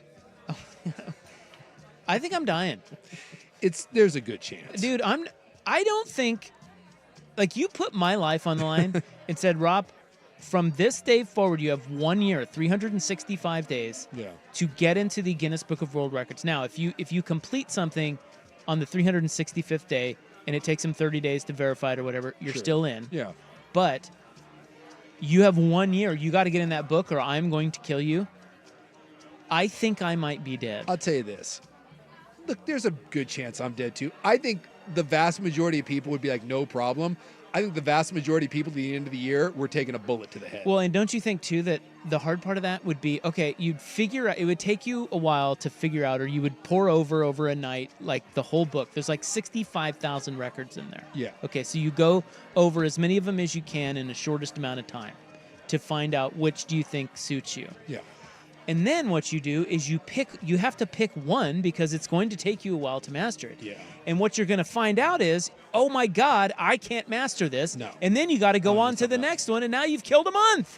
You are so right. I think I found one that's more luck-based than like dexterity or practice-based. Well, why would you want the luck one if your life's on the line? The key to this is proper selection. You have to get it right the first time. Well, and so I guess that's just it. Some of these things, it feels like you are never going to be able to do, period. Whereas some of them, it feels like if you get a stroke of luck on your side, you could. So like this one is fastest time to arrange the alphabet from a can of Heinz SpaghettiOs, like alphabet, shapes. Or whatever. Okay. How fast? 3 minutes, 21 seconds. So you have to go A to Z, that's it? So you get a can, you have to find all 26 letters and get them in order. See, I might... But I feel like that's the most in realm of any of the ones we've talked about so I might be inclined of all the ones we're talked about. You give me a year to do it. I'm going to get better as it goes. I do it 1,000 times a day. It's probably tough because they're mushy, but like if you get lucky and you get some in the kind of right-ish order already when you scoop them out, like some processes can go faster than others. I think that might be the one that I spend a year... So far. Because you're right. I think some of that is just eventually you got to get a sweet draw. Yeah. Like where you're like, oh my God, right. like A, B, C, D, like at all, you're just like, oh, this is going. Yeah, your first scoop of the spoon, you get 10 of the first 11 letters you need or whatever. I'm looking here. There's a Guinness YouTube page, and I'm just like looking at some of these. And again, you would think like the most finger snaps in a minute. You're like, oh, snapping your finger. My man snapped 296 times in a minute. You're not, I don't care how many times you are not snapping 297. Almost 3 a second? It's not happening. How is that even humanly possible? I don't know. I'm watching him and it looks like he's about to have a heart attack. Like you can't even see his hand. It's just a blur. How fast could you place 24 cans of beer in your fridge? Ooh. Oh, I got to go one at a time. Can I just hug I don't know if you have to go one at a time. I don't know. Like, what do you mean? You can't just throw it all in there. 6 seconds. 9.76 seconds is the record. See, again, that's another one. Take a crack at that one. I might take a crack at that. Cans must be intact, unopened, must use commercially available refrigerator, and it must begin with the door closed. If any cans fall over or any end up broken or dented during the process, it's invalid. No, you can't dent them. That'd be fun to try. Yeah. I'm all right with that one. Might not die, but probably would die. I mean, again, some of that comes back to just reflexes. Like you're only going to be so fast. Yep. And that's kind of the scary part. Is like I said, I think a lot of it is genetically. Are you capable of doing it? Do you have the dexterity and the muscle memory to do it? So you were talking about luck versus skill or dexterity. How about just I think our best bet may be just a timed thing, like just endurance. Like I hope I can, like you said, longest teeter-totter. Sure, just do something forever. Let's just try that, and let's just keep going until we can't go anymore. Sheer tyranny of will. Yeah, exactly. I'm watching the T-shirt guy. Dude, no way. That dude is insane. He's just no wasted movement. That dude's flying. I don't think I could ever, and he's on his knees doing it. He's got knee pads. You're the endurance one. The teeter-totter, the swing one was 36 hours. Yeah, let's try that. That would suck. But my life is on the line. I know that I'm going to die. You're telling me I got an entire year and I just got to make it 37 hours? I think I could, I don't care how tired or sore I got. The idea that I'm going to die if I get off that swing, I think you can do a lot with a gun to your head. That's the whole Fight Club motivation thing, right? Like, when you've got a gun to your head, I think you'd be amazed at sort of the endurance that you're gonna have. We talked about this while you were gone, and I know we have to break, but I'll plot this in your little brain up there. Yeah. What if all athletes had a gun to their head to perform? Would performances be better or worse? That's a good question.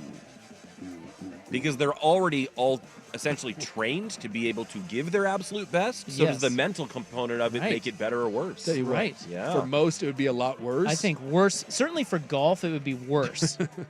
Seriously. I mean, it's already a mind F, and then you've got a gun to your head. Yeah. You think you're going to shoot 70? I think golf, I think baseball pitchers would be a mess. Yeah. People at the free throw line. Tell you what, it'd make me take a little poop in my Swiss hiking shorts, my little chubbies. But maybe you would be a better player. I'll tell you what, I think the occasional person, the psycho, it would elevate your game, but the vast majority of people would just end up with a head blown off. Micah Parsons would love it. By the way, I'm watching the world record Mr. Potato Head assembly. That's pretty crazy too. All the components of a Mr. Potato Head assembled at once. It's like 6 seconds or something. 4.7 seconds. Well, it's only like he's got hair, eyes. Oh no, dude! You've got hat, glasses. eyes, mouth, nose, mustache. 2 arms, two ears, a nose, a hat, feet, the mustache. Yeah, in 4.7 seconds. Damn. All right, let's get out of here. Here's Buck with sports. This is a U.S. Open Week edition of Primetime with Isaac and Sue. Brought to you by Langdon Farms Golf Club. Now, from the George McCoy at Warren Allen Sports Desk, a Sports Center update on 1080 The Fan. Ryan Buckley with this Sports Center updates. First on The Fan, if you think of any cool Guinness World Records that this show can break or that I could break, let us know. I'm interested. No NBA Finals, no Stanley Cup Final tonight. They're both off. The NBA resumes tomorrow with the Thunder and Pacers playing Game 4, while the Oilers and Panthers will wait until Thursday to lace them up for Game 4 of that series. The College World Series gets started in Omaha on Friday. That's when the Beavs play. They take on the Louisville Cardinals at 4 o'clock on Friday afternoon. You can see it on ESPN. Meanwhile, the Mariners back in action tonight against the D-backs after falling victim to a walk-off grand slam on Monday. Logan Evans is on the hill for the M's tonight. First pitch in just a matter of moments from the desert. And on the gridiron, Lake Ridge star edge rusher Noah Tischendorf had been committed to play at Oregon State, but the 6th-ranked prospect in the state of Oregon has flipped his commitment and will now head to West Virginia. More sports scores and stories in 30 minutes. Ryan Buckley, the George McCoy at Warren Allen Sports Desk. Hurt and missing work, insurance companies acting like jerks. Don't call your mom. Call George McCoy at warrenallen.com. More, please. Golf in the Northwest with Jason Swigart is back. Saturdays at 8 a.m. before the Sinner and the Saint on Portland's sports leader, 1080 The Fan. Just hearing the word IRS can make people break out in a cold sweat. No one wants to deal with the IRS, and now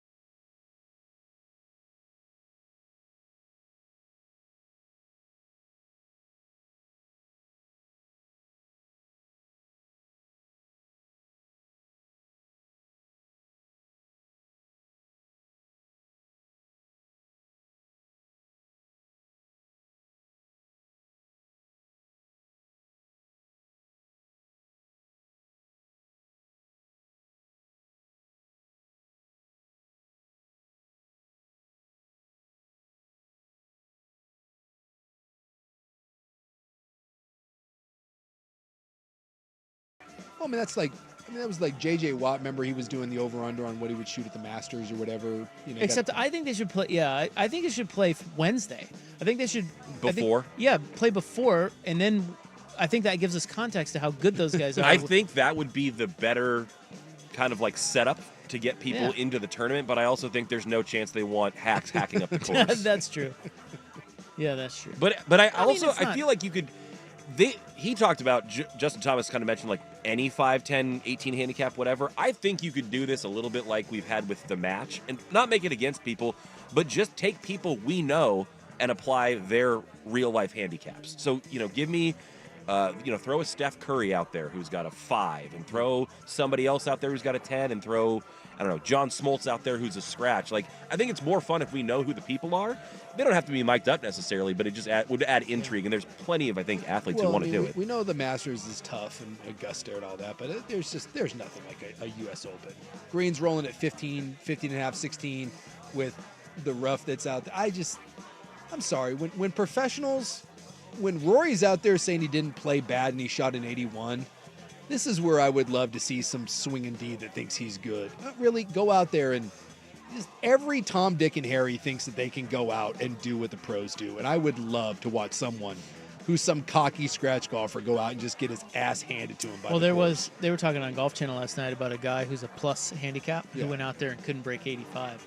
Plus handicap. This is a guy who shoots under par regularly. Yes. They went and did a man on the street thing with all the golfers out there, and they asked them all what they thought an 18 handicap would shoot this week. What handicap? An 18, basically a bogey golfer, would shoot at Oakmont this week, and almost all of them, nobody said under 110. They're like 110, 120. Million. Oh, yeah. Dude, so that's roughly me, right? I'm a little better than that. I would literally take a 9-iron, and I would hit nothing. All I would do, I would stand on the tee no matter what it was, and we're hitting a 9-iron. And guess what my second shot's going to be? It's going to be a 9-iron. Another 9. And the third shot, unless it's like a par 3, we're hitting a 9-iron. Not a bad way to go. And we're just going to try to play it. We're playing it right down the middle. And then anything, by the way, any of my chips, no, that's just, everything's either going to be putted or we're bumping and running. And we're playing to the middle of the green, and then everything's a lag putt, and that's my goal. There's a dude out there today who has the worst odds in the field, Zach Blair, and he had 122 yards out on one of his practice holes, and he just busted out the putter. Putted it, and he putted it up there, and he putted it to about 8 or 10 feet. It looked pretty good, but so that goes back to if I had to play something like the U.S. Open or a really tough course, and there was like a stroke, like one of those ridiculous things, like you do this, 100 and whatever. I wouldn't try to play it like a real course. No. I would just, you hit a pitching wedge. You remember you'd save a lot of balls that way, too, because if you're hitting it all over the place, Rory said you're not finding that ball. No. They have spotters. Yeah. We don't. No. And it's like, just a lot you're of just going to lose every ball. A lot of people are saying that. A lot of people saying Rory McIlroy has diarrhea. Yeah. So you remember the whole... We've talked about this several times over the years, but they did a competition at Sawgrass for the worst golfer in the United States. Yeah, I remember that. Who played, like you had to submit. They chose 4 guys. They did a foursome. And these are guys who play all the time. And they're just terrible. And they're so bad. Yeah. And I don't remember what the lowest score was. I want to say it was 170, 190. Can you look that up? I will. Because I remember when we talked. There's video. Yeah, there's video. It's really funny. They did it way back years ago. Yeah. And the guy who got to 17, that's the Island Green. Yeah, I see it here. He ended up... 1985. He could not... What did he shoot? 257. 257. He got to 17, and his caddy... Because they were playing by the rules. It was all penalty strokes. There was a marshal with them. They had to play everything the way the pros play. And he got to 17, and his caddy looked at him and said, you don't have enough ball. If you knock enough balls in the water here, you're going to run out of golf balls. Do you know what he did? I'm watching. Well, it's here in front of me, so I'm So do you know what he did? Yeah, I'm looking at it. What did he do? So he needed 66 shots. Yep. On the par 3 17th hole alone. Yes. And he lost 27 balls in the water. Yes. But do you know what he did, though? Because he had to finish. He finished. I'm guessing he putted. He putted from the tee box around all the way around on the walkway, Yeah. all the way to the green until he got it in the hole. Man. And then they brought him back years later, the same guy. He was so embarrassed by that 66 on. He took a 66 on a par 3. Yes. They brought him back years later. To be fair, those 27 water balls are going to I can hurt imagine him. few things as humbling as that. Yeah, they brought him back years later, and he was way better. I think they said I think he got a 27 or something. Way better. Or 25, I don't know. Look, we've all had something that we've done where you're incapable of doing it. Like, that's how disheartening it is. Like, if you don't know what you're doing and you're not a good golfer, I don't know, like, okay, you stand up there and you're like, hey, I give you 50 shots. Dude, you're not hitting that green.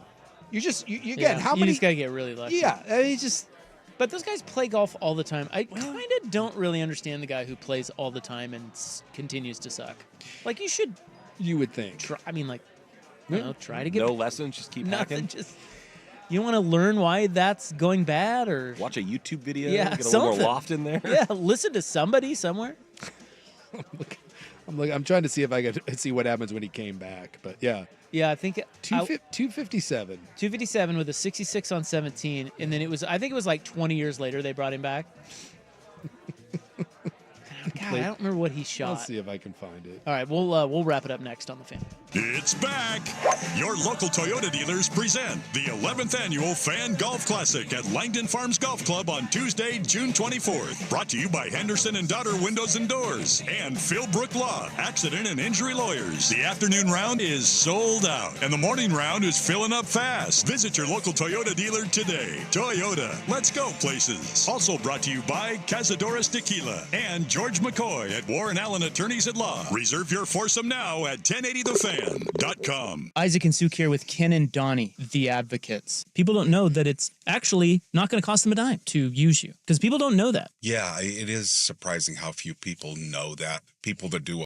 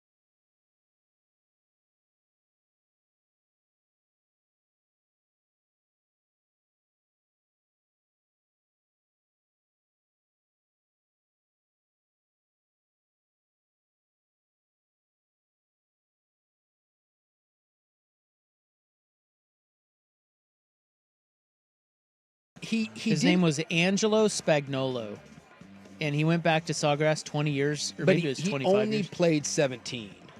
Yeah, they only brought him back for the 17th hole. And there's 25 years later. So he shoots a 66 on number 17 alone, en route to a 285 at Sawgrass in 1980.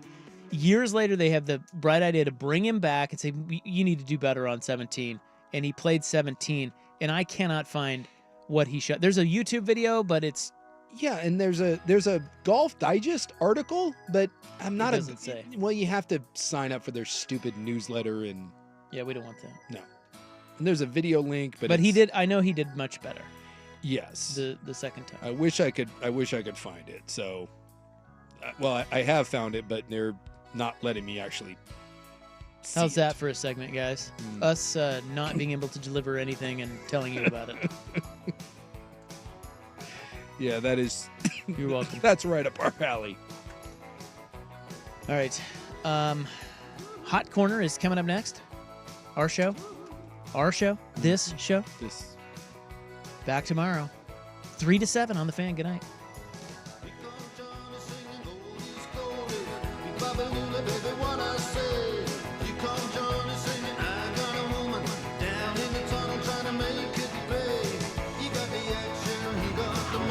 Ships of space.